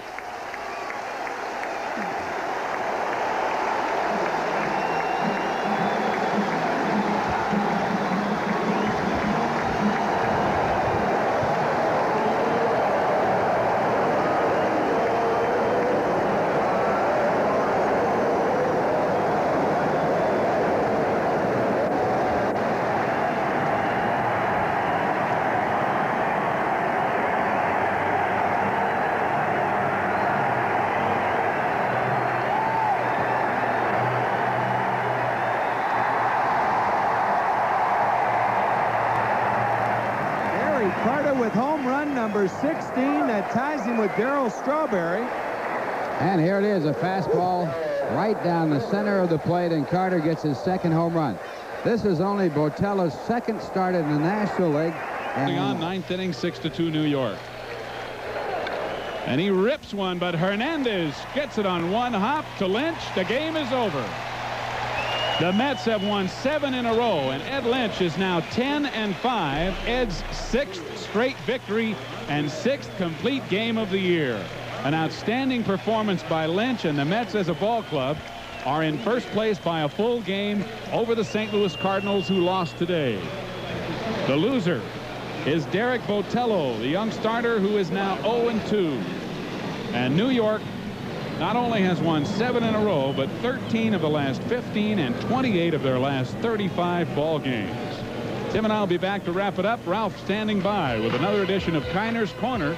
Stay with us here at Shea, where the Mets have swept the Cubs and won this final game by a score of 6-2. Burns now in the second. You get him for that one, and you get him for one more. The Cubs come back to tie it up at 2-2. Now, once again, it's out of the ballpark. This time, a low fastball. Low fastball, down and in a little bit, Ralph. And I had a really good day in batting practice, and Bill Robinson has really been helping me about trying to get a little bit closer, not get so spread out. And the knee injury, amongst all the other things that have happened, it seems like this year, I'm just trying to find a comfortable position. And today in batting practice, I really felt good swinging the bat, and it sure carried into today's ball game. Oh, yes. It went something like 22 games in almost a month, and I was very, very pumped. Came in and seeing everybody greet me there, I almost took. Look at that. Look at that. I was pretty fired up, no question. Wow. All right, so that's the story. Gary Carter comes up with that home run. It broke a streak where he had gone 22 games without a home run, and you think Gary Carter is excited about this game of baseball. Well, today an exciting ball game.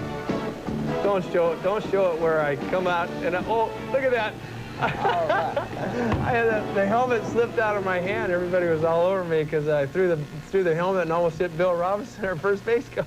He's a batting instructor. That wouldn't be too good. No. Stop them. Keep going on. They beat the Phillies again, 4-3. 8 straight Mets wins. Sid Fernandez threw 8 innings, struck out 13, only gave up 1 hit. Through the 8 innings he pitched, gave up 2 more in the 9th before leaving. And offensively, Keith Hernandez, 3 RBIs, and all 3 times it was Wally Backman who scored. In the first inning, he scored from first base.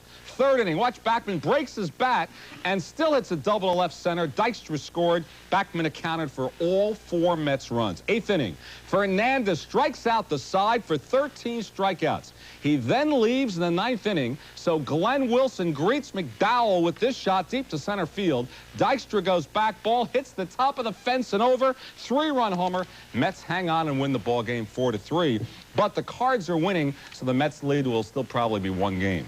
The Yankees going... The Mets totally drained a crowd of over 31,000 of all of its emotion as they dropped a 2-1 decision to the Phillies. Now, pictures tell you the story of what transpired at Shea Stadium last night. Top of the 7th inning, scoreless game. Phils put runners at first and third. Rick Hughes, little bloop base hit down the right field line. Scored Von Hayes to make it 1-0 Phils. They got another in the top of the 9th to take a 2-0 lead before the Mets made a little noise in the bottom of the 9th. Walk to Howard Johnson and pinch hitter Rusty Staub chased starter Kevin Gross. Gross had walked 7 batters in the game, but the Mets couldn't really get to him when they had to. Pinch hitter Ron Gardenhire steps up, lays down the bunt off of reliever Don Carmen, who makes an adventure by throwing it towards Escondido, California.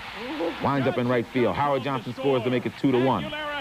Now a walk to Tom Paciorek loaded the bases with no outs. Wally Backman grounded into a forced play at the plate. Keith Hernandez did this. Ooh, the double play the hard way. Ooh, game ender too. Phillies wind up winning it by the final of 2-1. A thrilling 9-game win streak is now history. The Mets will try to start anew this afternoon at Shea Stadium. Dwight Gooden takes the mound against former Met Jerry Koosman. Hit and run hitter, and also there goes the runner. Big jump, but the ball hit in the air to left field. Way back. Going back is Gross. It's going. It is gone. Goodbye. Tom Paciorek with his first home run as a New York Met.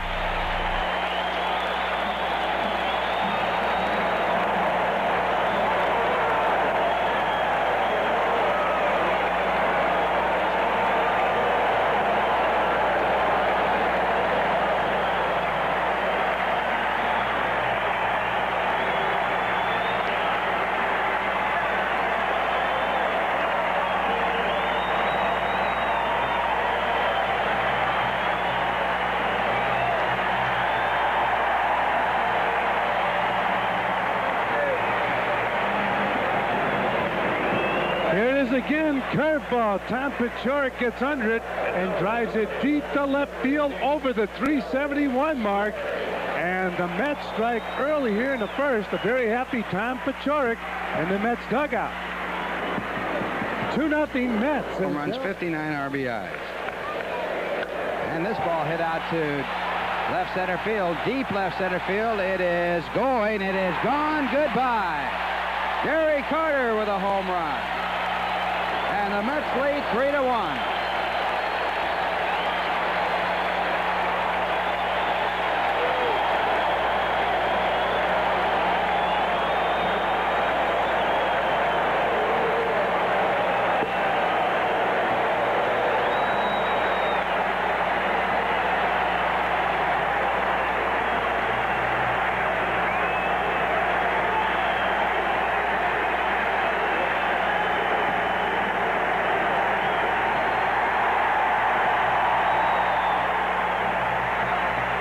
Again, Gary Carter hitting that fastball down and in over the left center field wall. And Carter hitting his 17th home run of the season is picking up his 60th RBI.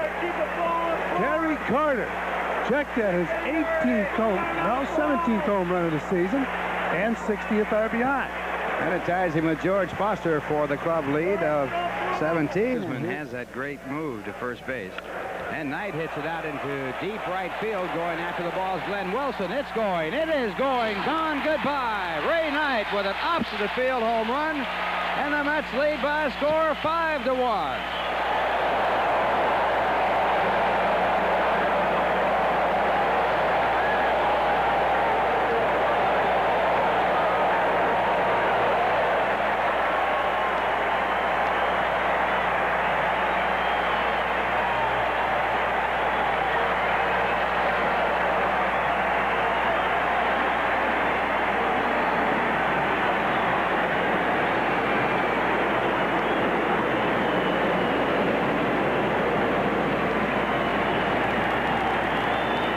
Ray Knight's 5th home run of the year, going the other way. He hit this ball a long way over that right field wall.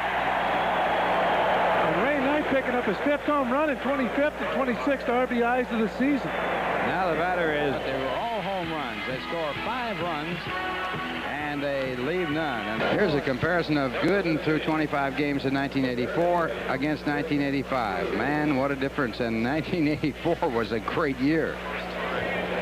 Wow. These numbers are unbelievable. Innings pitched 197 so far this year, 167 last year at this time. And the Mets have and he gets the Phillies out without further damage. But the Phils tied with 1 run on no hits this year. Line drive, base hit right field. Bachman's going to go to third. The throw, safe at third. First and third, nobody out.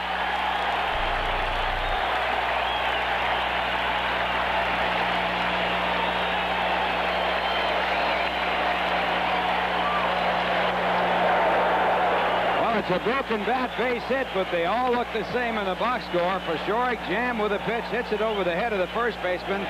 Bachman against the strong, strong arm of the right fielder Wilson, who has 16 assists from the outfield this year, goes over to... Base hit off the glove of Schmidt, I should say. Oh, boy. What a play by Schmidt to knock that ball down. Had he made the catch, it could have been a triple play. From third, and I think you're right if it had... 7th, but the Mets take the lead. 1 run, 2 hits, and 2 left. After 7-6, New York. Ball game. The Phillies come back to tie it. They have scored in all but 2 innings, and it's a tie game. Ball up the right center, and it's well hit, way back, way back.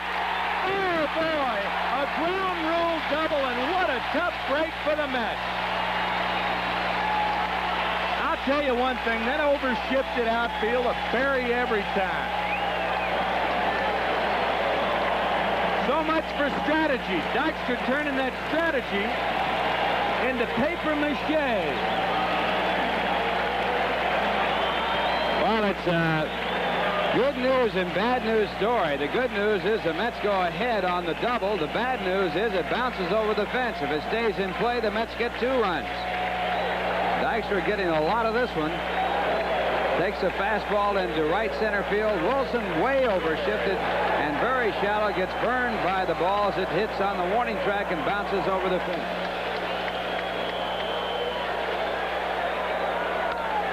Hooked up. Shallow left field. Von Hayes in, Foley back. Oh, the ball. The ball going overhang front. Strawberry to third. He's safe at third. 2-run score on a misplayed ball by Von Hayes in left field.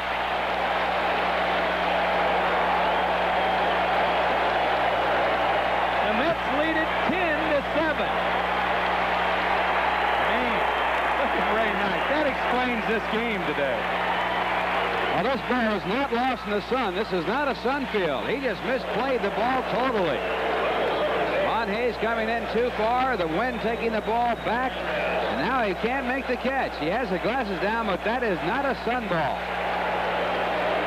So Carmen, the victim of the error in left field by Von Hayes, who was in center field earlier in the game. Well, Ralph, my friend, they have not scored that yet.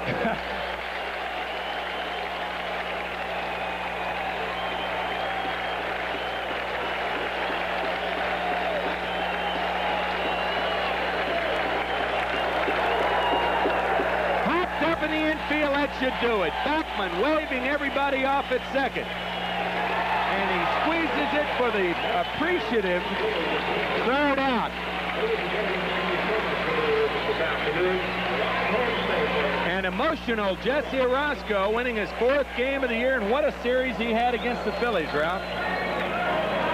And Orosco, he's pointing to that ball. Now the catch is made, and Orosco coming up with 2 big contributions in this 4-game series. And the Mets won 3 out of 4, winning here today by a score of 10-7.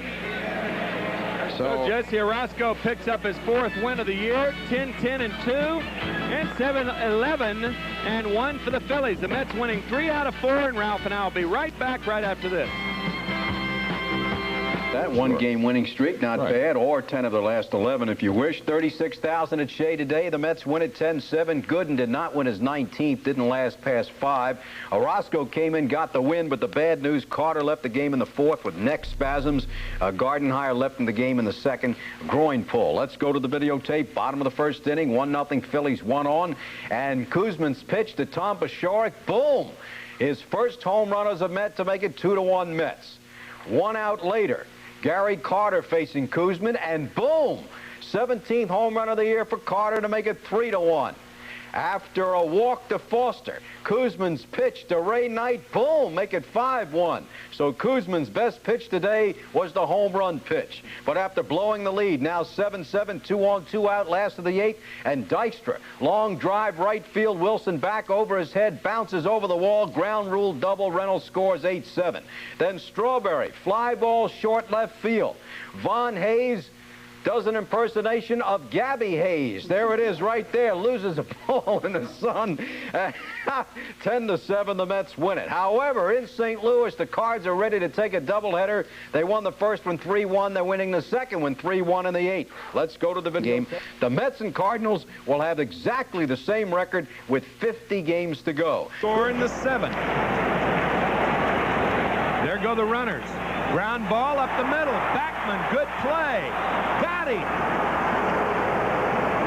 So once again, Ron Darling flirts with danger, but he comes out on top. No runs, 1 hit, 2 left. The Expos have stranded 7 through 7, and we got ourselves a scoreless ball game. Up to your screen, there's Chairman of the Board Charles Bronfman with Ubi, the mascot. Ball hit well to right center. In the gap. Heap will have at least 2. He pulls in the second stand-up double, leading off here the 8th inning. So the first pinch hit of the year for Danny Heap is a big one.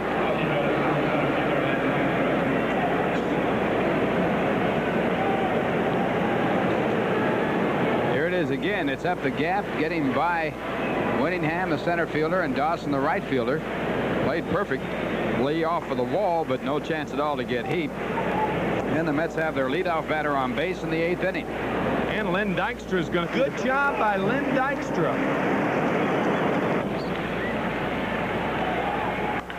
Fly ball, center field. It might be over the head of Winningham. Yes, sir. Backman may try to go to third, but nope, he stops at second. Mets lead 1-0. Well, Wally Backman has done it again. He has batted .400 in his last 17 ball games, and right here driving in the first run of the game as Heap scores from third, and he gets an extra base hit. This ball, I believe, hit in the glove of Winningham. Let's take a look at it. He goes back on this ball. He does make a gallant try, but now Heap can trot in from third base, and the Mets are leading 1-0 with Backman. Still only one out. Tim Burke, but the Mets on the board. 1 run, 2 hits, no errors, and 2.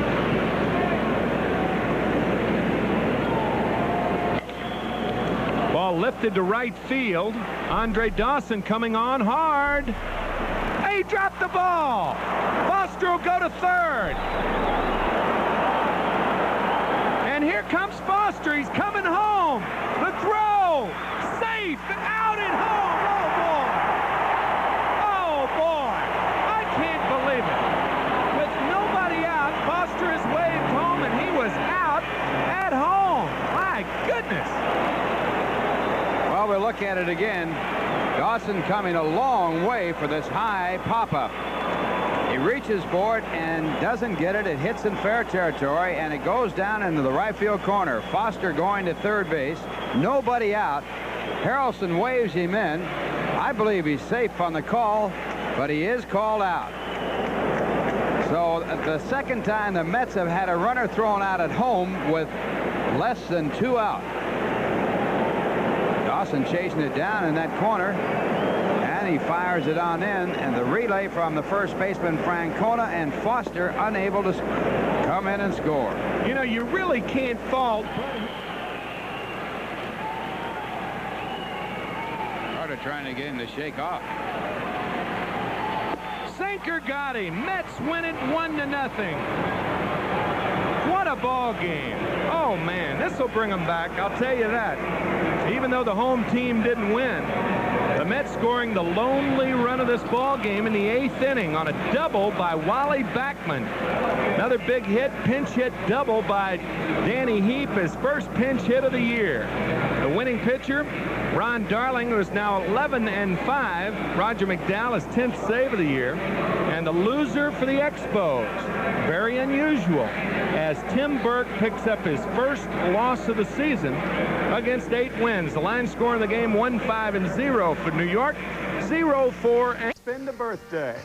Up till 45 minutes before game time, right-hander Ron Darling was in the trainer's room, suffering with an abscessed tooth. Ouch! But professionals have to play with pain, and the best way to forget your own problems is to create a few problems for your opposition. For 7 gritty innings on his 25th birthday, Ron Darling held the Expos offense hostage. Well, he had to, because the Mets couldn't break free from Montreal's goose eggs until the top of the 8th. With 1 out and Danny Heap on third, Wally Backman rips into a 1-2 slider from reliever Tim Burke, and that was the game's only run. It was Burke's first loss after 8 straight wins. Backman gets the game winner with a stand-up double. Roger McDowell came on to protect Darling's 11th win while picking up his 11th save.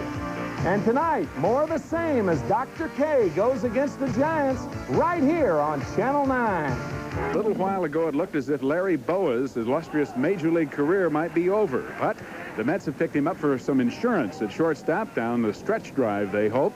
And as far as Larry is concerned, he couldn't be happier. Yeah, this is great. It's a once-in-a-lifetime thing. You know, I was very fortunate playing 1980 for the Phillies in a World Series, and I think this team is capable of getting to a World Series. Average of 1.82, the National League leader in that department. He has walked only 51, struck out 192, given up only 147 hits. Works to Bob Brenly. And he goes to the curveball, and that's strikeout number 2. Both of his strikeouts have been on curveballs in the dirt. And it's so important to establish this pitch early. And if Carter has helped Gooden with one thing, the same way with Darling. Bob Force. That was against the Cardinals. And strike three. So Gooden gets his third strikeout. He now has 195 for the year. And the score after one. And Dykstra plated Strawberry and Johnson in the second. Got him with a fastball.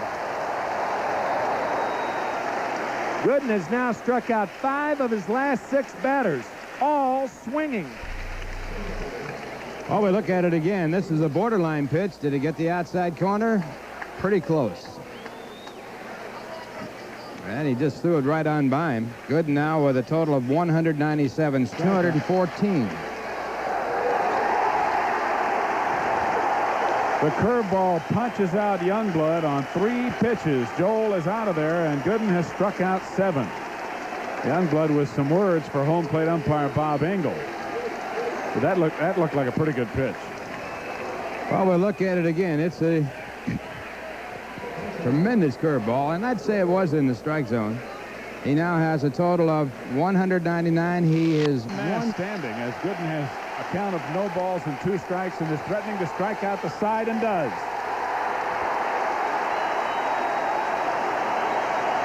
.200 strikeouts for Dwight Gooden. And the 27th time in his young career that he has struck out the side in a ball game. He now has 8 tonight. And as you said, Ralph, 200 even on the season. 2-0 New York in the middle of the 4th. And now here's a word from the good old Skies.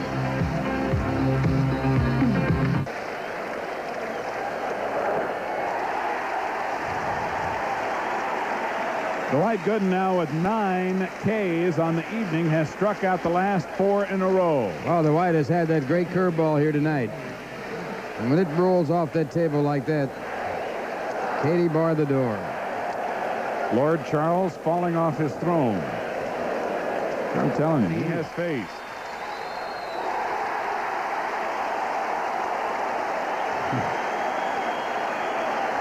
Ten Ks for the doctor.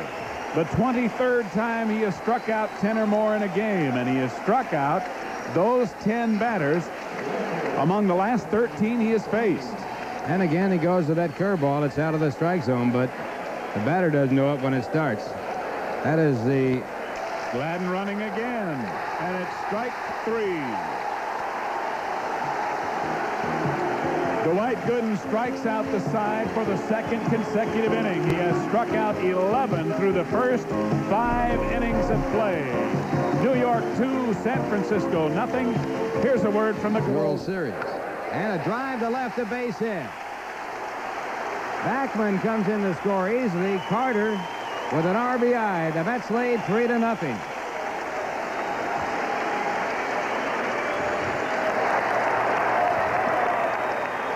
Wally Backman scores his 39th run in his last 40 ball games, and Carter now has driven in 62 on the year. Gary's doing it all with the upper body, too, because as you said earlier, Ralph, it's tough to get those legs involved and generate a lot of power, but he is just so strong.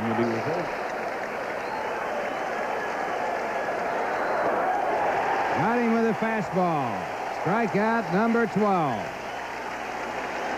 Well, now only Chili Davis in the San Francisco lineup has not been struck out by Gooden, and it was against the Giants, remember, that he set his high for this year at 14. That was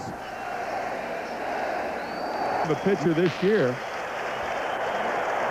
Breaking ball got him. Strikeout number 14 for Dwight Gooden. That ties his high for the year, and they have both been against the San Francisco Giants. And Dwight Gooden, just one reason why the New York Mets have gone over the 2 million mark in attendance tonight. The crowd tonight, the paid total, bringing the total to 2,013,250. And here is number 14. Again, the big curveball breaking down. As the game goes along on most occasions. Check swing. Hernandez will make the play. And the crowd is booing. No runs, no hits, no errors, and none left after 6 1/2. It's 3-0 New York. We'll be back. Black cat on the field here, and this one is gray with white trim. I was back in the Cubs series back in 1969, so with the gray cat out there, I suppose. But to no avail. No runs, 2 hits, no errors, and 2 left. And after 7.5, it's all good and in the Mets. Did he get him? Yes, says first base umpire Dave Pallone. Strikeout number 15 for the Doctor. It is a new high this season for Gooden. And he's 1 shy of his high set on September 12th of 1984 when he struck out 16. And then his next outing against the Phillies, he struck out 16. A new major league high for the year.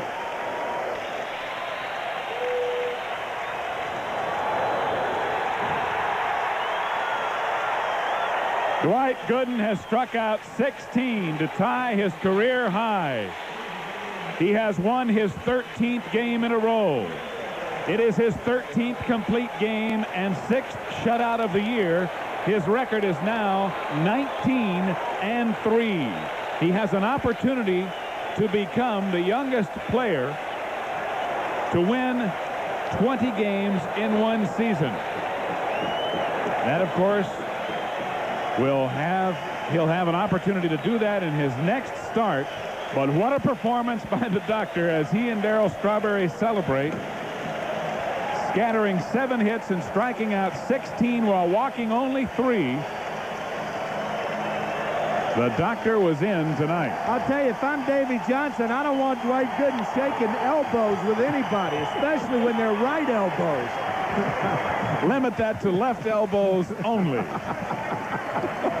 To modify that. Tim and I'll be back to wrap it up for you. By Terry Leach, a last-minute replacement for Sid Fernandez, who is suffering from dizzy spells. Leach told only 15 minutes before the start of the game that he's the guy, and he went out, pitched a 3-hit shutout. Leach going all the way as the Mets blanked the Giants 7-0. Terry Leach in only his 4th Major League start. Now, out at Shea right now, they're underway in a twilight doubleheader with San Diego, and now they're doing it without manager Davy Johnson. He was ejected in the first inning. So Davy getting the thumb at the start.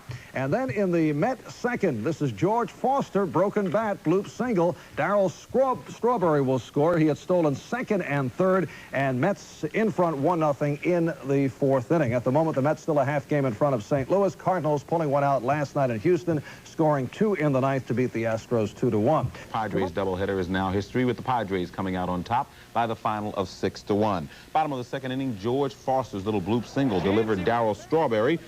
That made it 1-0 Mets. It stayed that way until the Padres struck for 5 straight singles after 2 were out in the 6th. Tim Flannery delivered a run with this base hit to tie the game. The pitcher, Mark Thurman. Good hitting, Mark. Why not? That delivered another run. 2 more come across on a single by Gary Templeton. 4-run explosion, 6-1 in the 9th. Get this. Rafael Santana picked off of 3rd with the bases loaded to end the game. Whew. What a way to go down. Final 6-1. Now, Carl King is behind the St. Louis Cardinals in the NL East following a 2-1 loss to the Los Angeles Dodgers at Shea Stadium. This one should have been called the Mariano Duncan Show. Duncan led off the first inning with a triple. Wound up scoring a little later to make it 1-0 Dodgers. Top of the 3rd, he walked. Later stole 3rd, scored on this scorching ground ball by R.J. Reynolds off the glove of Ray Knight to make it 2-0 Dodgers. Bottom of the 6th, watch this play. Runners at 2nd and 3rd for the Mets. Mariano Duncan robs Keith Hernandez of an infield hit with a beautiful play. Mets didn't get a run there. Turned out to be big because Darryl Strawberry dialed 8 in the bottom of the 9th inning, but his solo homer was not enough. The Mets go down by the final of 2-1. The Yankees... One away. Now, Darryl holds on as Davy Johnson holds his breath. That's a similar play that Strawberry hurt that thumb, and he comes down on it again. I tell you, when you sprain that ligament or crush that ligament, whatever happened to his thumb, it was a damaged ligament. It is not the same. And with an average like that, you might think, why doesn't he do it more often? Wally worked on this so much in spring training at the urging at the time of third base coach Bobby Valentine.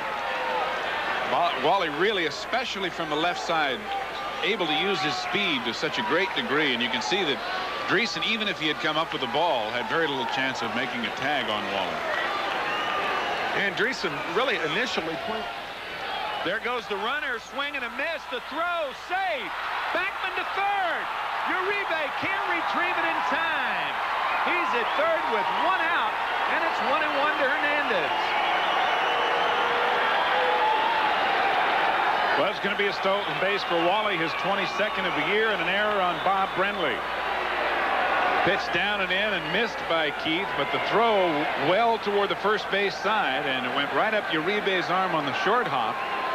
And Backman able to go to third easily without a play. Wally had a good jump, and as you see, even a good throw would have been a Fastball, base hit, right field. Mets lead 1-0.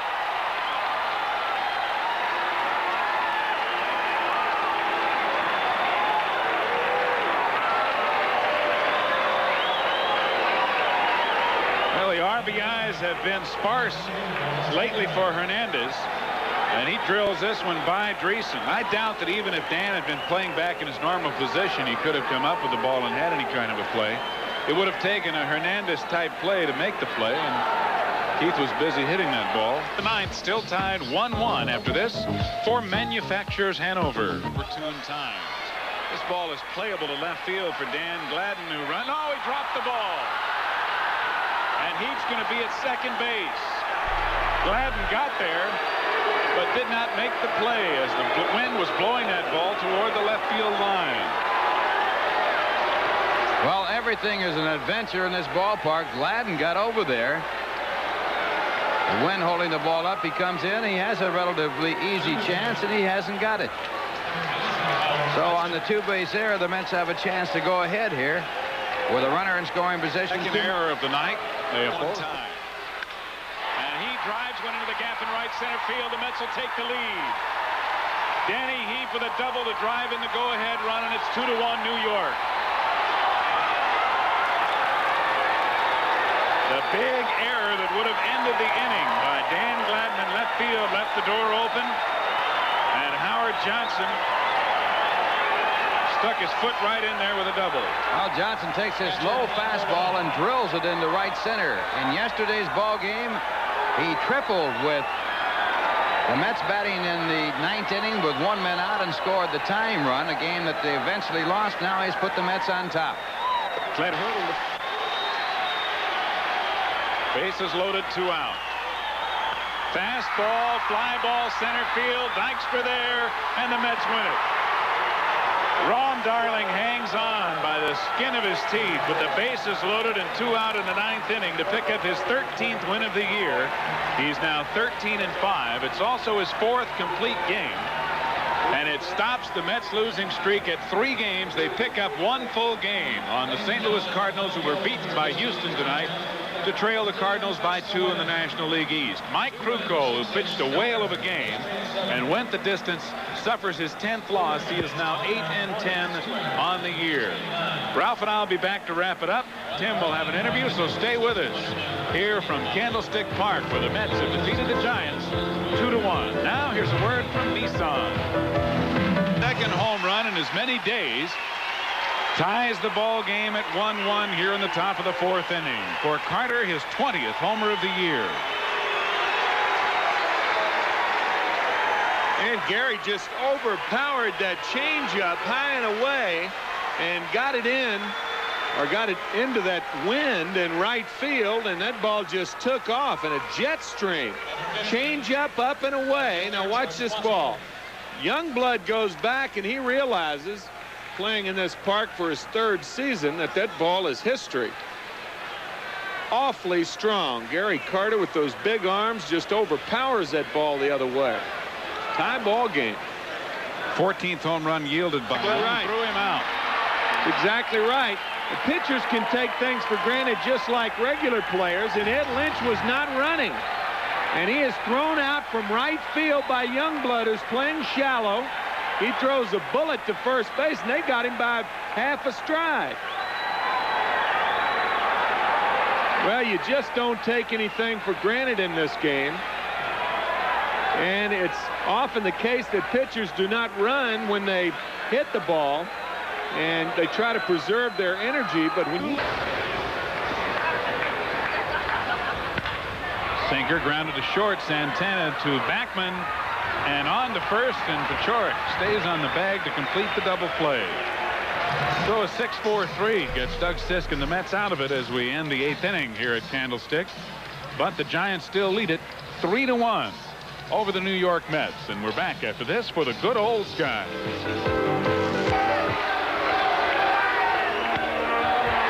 And it'll be a base hit into left field for Howard Johnson, and it gets by Roenicke. Hojo going to second. Ball taking a very funny hop as it hit in the grass. This ball really takes a bad hop on Roenicke, and it scoots on by him. And it will put a runner at second, takes the possibility of the double play off. And a drive into right center field. It's going to be in there and score 1 run. It's all the way to the wall. Rusty chugging for second as the throw comes in from Youngblood, and Staub has a double. Johnson scores, and it's 3-2. San Francisco still nobody out, and Larry Boa will come out to pinch run for Rusty Staub, who is now 4 for 5 with 2 RBIs in his last 6 at-bats. Rusty 4 for 5 with 2 runs batted in and a walk in his last 6 pinch hitting appearances. That is his 9th pinch hit this year, 98 in his career. And it puts him just 5 behind Mike Lum, who is 9th on that list, just ahead of him. So Rusty Staub coming through with a clutch pinch. But you got to believe that Doug will not hit.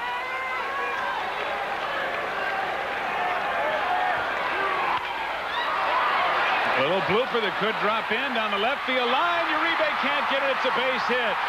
Boa had to hold up, and now he's going to be held off third and out. Oh, my gosh. A horrible base running mistake by Larry Boa, who had to hold up and then rounded third and got caught off. You're going to have to blame Bud Harrelson for some of that. Bud had him waved around and did not hold him up. Boa had to stop too late, and he was too far from the bag, and they got Boa. Unfortunately for Boa, the throw came into third. Normally, it would go home. Ball picked up by Uribe, and he sees Boa riding the bag and throws into third. But Harrelson, as you saw right there in your picture, did not stop Boa with no one out. He had to play it safe. Well hit down and deep to right field, and it's out of here, and the Mets lead 4-3. Keith Hernandez, who has been in a slump, the #1 RBI man for the New York Mets, comes through in a pinch hitting role with his 9th home run and now 73 RBIs on the year. And he does it off one of the toughest left-handed relief pitchers in the National League in Mark Davis. Well, Keith Hernandez has tied his own National League record, which he holds with Jack Clark, of game-winning RBIs, his 21st. As we look at it again, if it holds up, he will have tied the National League record of 21 game-winning RBIs. So we'll have to wait and see a half inning as Hernandez, with a dramatic pinch hit home run, puts the Mets up by a score of 4-3. And now Wally Backman, the hitter, fouls one off. Situation or any way of life, probably. And I think that we're making out great with our image that she refers to. I'd like to just make in 907,157, their second best at this point ever. Hernandez running with a pitch, and this one a fair ball, drilled on the other side this time. Hernandez comes in to score. Carter is being held up at third base, and the throw in the second, and Strawberry is out. Kind of a mix-up on the base paths right there, but the Mets do pick up 1 run. Third RBI for Darryl Strawberry, and that gives him 60 on the year. And he missed 7 weeks of the season. Ball just fair. Now watch the carom. Tony Gwynn is such a good hitter that few people give him credit for being a good outfielder. Good play right here. Well, the throw in gets Strawberry, and Carter held up at third base on that play. That was very unusual. The third, and the score at the end of 1.5 innings, the Mets 6 and the Padres 1. Now here's a word from the good old guys.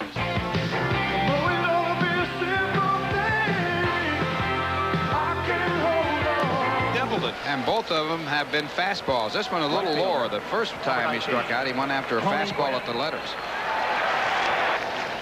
Not running. Ground ball is short. Could be 2. 6-4. An easy double play for Fernandez. Nicely turned on the pivot by Backman. No runs, no hits, no errors, and nobody left after 3. 6-1, New York. Now here's a could be 2. Backman to Santana double play. The Mets' second of the night. See, that's what you want guys to do. You're not concerned about as much with guys putting a good part of the bat on the ball, but with a 5-run lead, you got to realize more than normal, or than you normally would, that you have 7 guys behind you and 1 in front of you. So let them hit it. Nice play by Backman. Little stools about how to get on top of the fastball. Hilarious. And Royster goes down on strikes. Not too funny for Jerry, but quite a laughing matter for the Mets, because after 5, it's 6-1 New York. Now here's a word from the Bell Atlantic Yellow Pages. California over Rosie for the Mets. 6-1 playing the 6th inning in favor of the Mets. First inning, again, that big first inning, Hernandez singles to set up this run on a ground ball by Carter. Nettles made a great play on it, but couldn't get anybody out. Then Strawberry slices one to the opposite field. This goes under the bench and behind the piano, and it turns out to be a triple to make it 4-0 Mets. Second inning, they continue hitting. Hernandez, who snapped out of it last night with that clutch home run, gets another hit. He already has 3 hits in this game, and that scores another run, and the Mets get number 5. Strawberry up again, this time instead of lining it to left field. What was that? And hits one to right field down the first base line for a single, scoring Hernandez. He tries for second base, but Tony Gwynn, fine defensive player, throws him out at second. 6-1 playing the 6th inning. There's better news. In St. Louis, the Cardinals lost 4-1. So if the Mets win, they are only a game out. Los Angeles over Montreal. Tony Gwynn, a ground ball, and what a play by Fernandez. Boy, if that ball's through, it's a base hit, and then Sid almost waited too long to throw it to first. Gwynn hustling all the way and running from the left side almost beats us out. Sid's checking it out. Yeah, all the seams are in place, so I'll throw it over there. And look how close it is. Just a step. Well, you like to see Tony Gwynn running everything out like that. Mets lead 6-1. And another base hit for Keith Hernandez. 4 line drives here tonight. So that home run in San Francisco as a pinch hitter put him back on the track. Attention. And George loops it into right center field, a base hit. Hernandez comes in to score. Throw comes in to second base, and Keith Plating to give the Mets a 7-1 lead. And on the play, Foster puts Carter over at third base. No way in the world you can catch up unless you win. There's a high fly ball to deep left field. It could be gone. Back there is Martinez, and it is gone. Goodbye. 3-run home run by Ray Knight, and the Mets lead by a score of 10-1.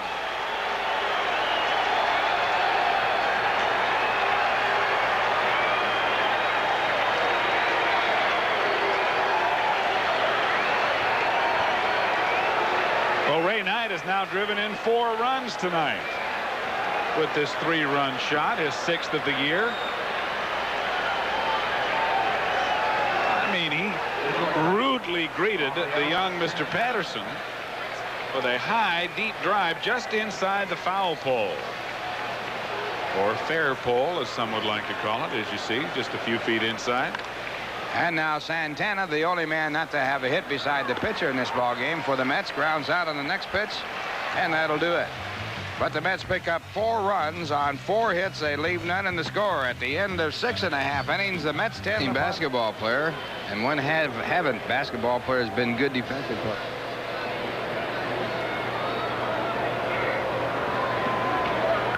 And it's drilled to right, going, gone, goodbye. A 5-for-5 night.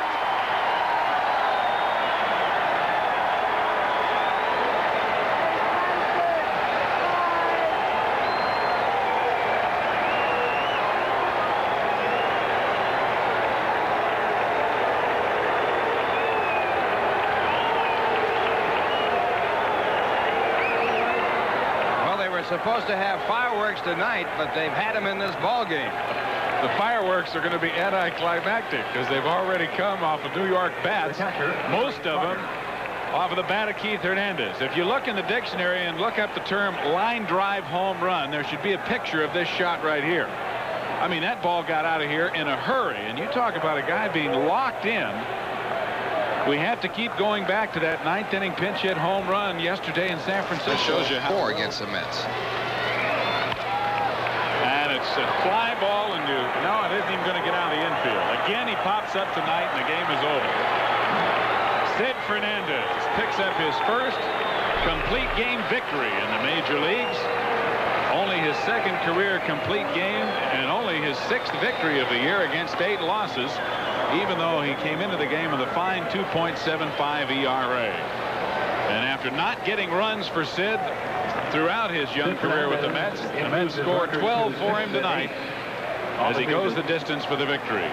The losing pitcher is... One other player in the National League has hit 3 home runs in a game this year, and last night the man who did it before, Darryl Strawberry, had the best seat in the house, the on-deck circle, as Gary Carter explodes in 3 consecutive at-bats for home runs, leading the Mets over the Padres 8-3. Now, just about an hour's drive from his hometown, Carter makes his friends who grew up to be Padres fans want to disown him. Without a kiss goodbye, in the Mets first, it's Carter kissing his 21st homer of the year around the left field foul pole. With Keith Hernandez on board, New York leads it 2-0. Lefty Dave Dravecky gets another shot at Carter in the 4th, but Gary gets another shot too. Up and over the wall. Watch the great grab in the stands. Sorry, David. You threw the pitch. I didn't. Now we interrupt this Gary Carter highlight film to bring you Darryl Strawberry's 22nd homer. Center fielder Kevin McReynolds just runs out of real estate. It's 4-0. The Mets in front.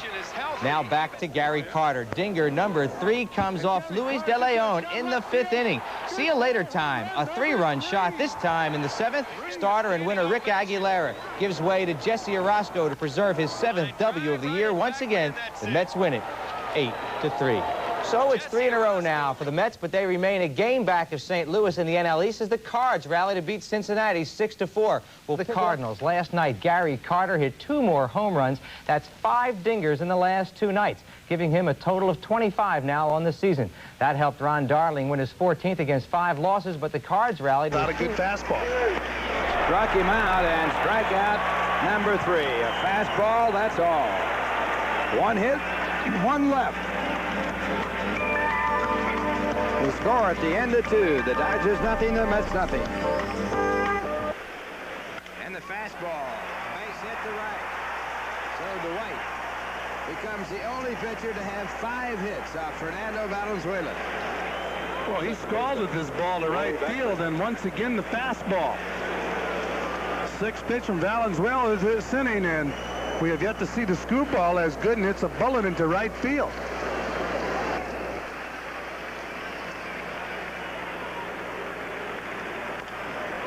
Topped out to the third base side. Gooden quickly off. The throw to Carter is not a good one, but Carter turns it into an out on a fine play. Yeah, this is a curveball right there.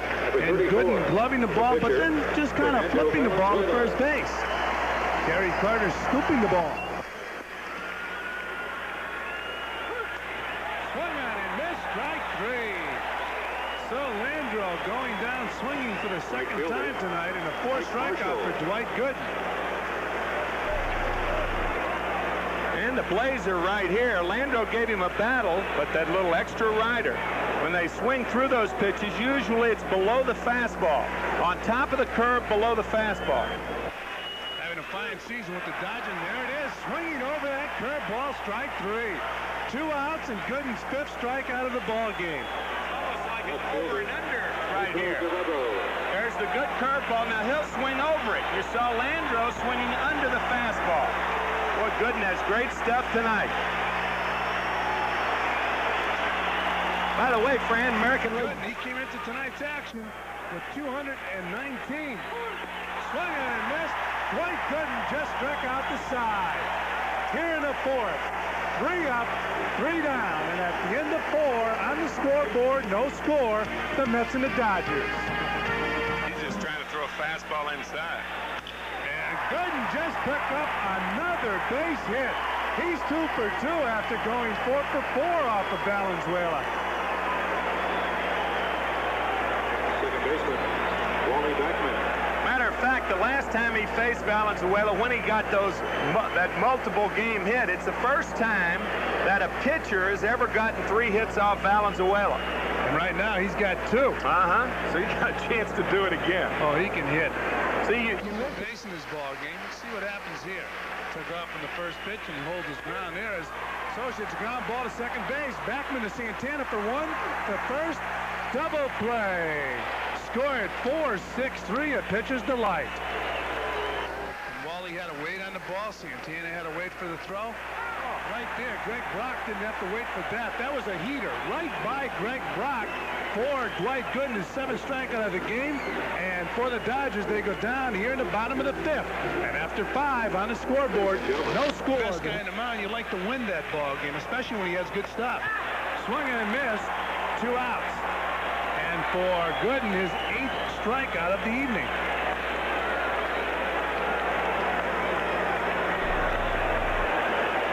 Shortstop. Fastball high and away. The toughest pitch for last year, I believe. Always in the top 10. Popped up right side. That could be the end of the 7th. Carter. And is. Gary Carter makes the catch. And boy, you talk about reaching back on that 2-0 and 2-1 fastball. Man, no runs a hit and 1 left. After 7, no score. So Tommy Lasorda's decision not to bunt with Brock pays off. Nobody out.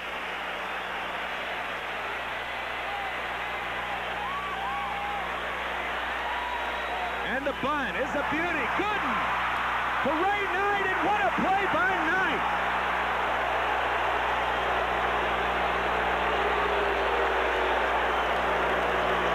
One of the things that Gooden does so well, he gets off of the mound.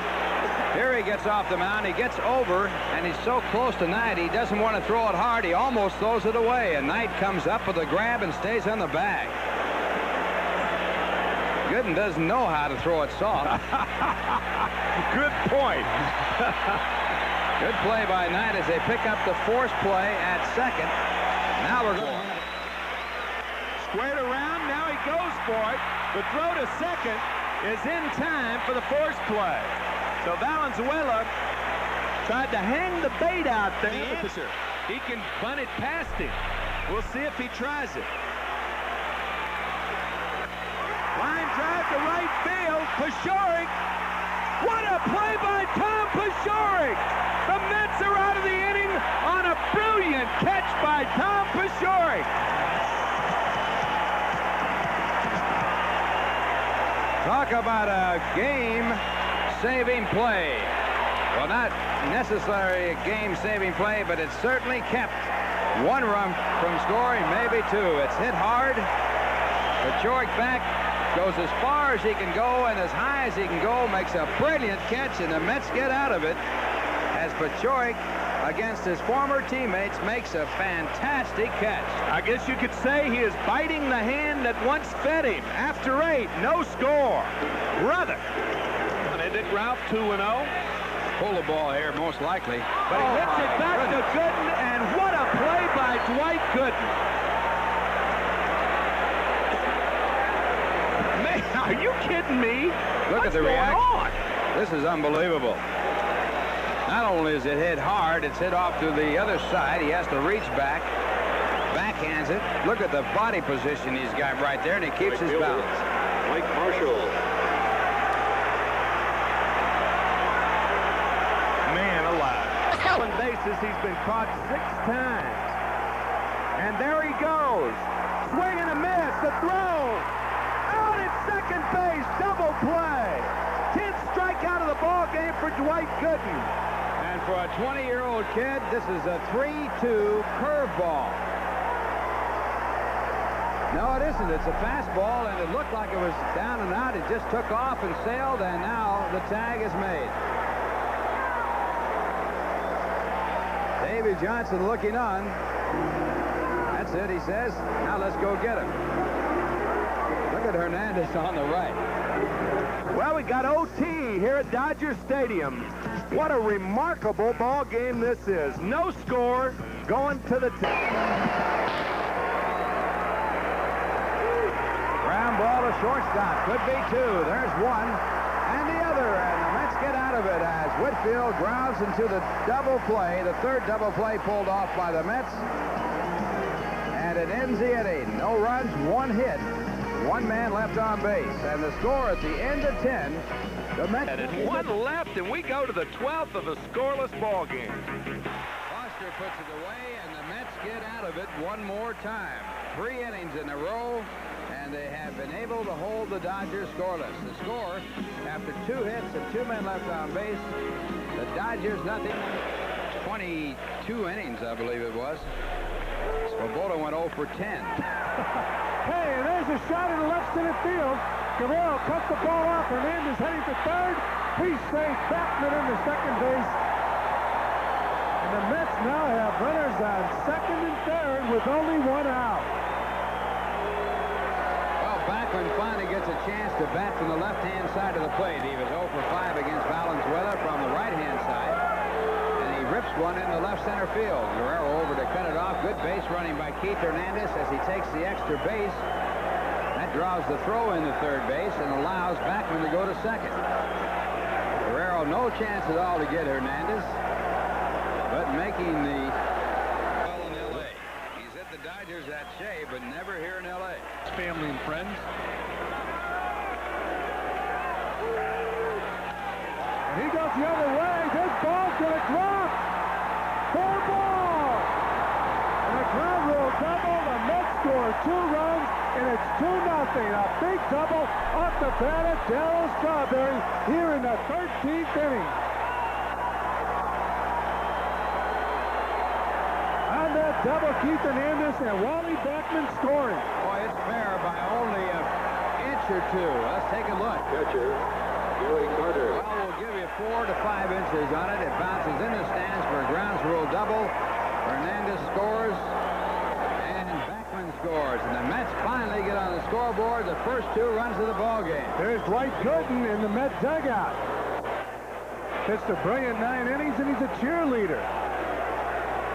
And the red-hot Gary Carter being passed intentionally right now as you look at Russell on third, Mike Marshall on second, Pedro Guerrero on first. As we mentioned, Bill Malley 11-1 for the Mets, 0-10 and 0 for the Dodgers. Medlock pops the ball up. Ball game should be over. Keith Hernandez. It's all over. Outstanding ball game here in L.A. A big win for the Mets. They beat the Dodgers 2-0. And a picture's worth 1,000 words.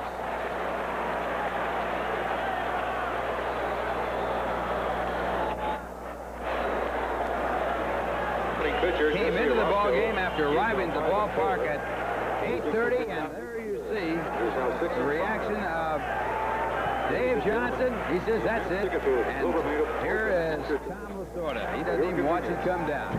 Sports Talk Day is tomorrow afternoon. So the Mets keep pace with the Cardinals as they won 2-0. They're still 1.5 games back. An outstanding job in the ball game by the Met pitchers, and of course also by the Dodger pitchers. And the line score.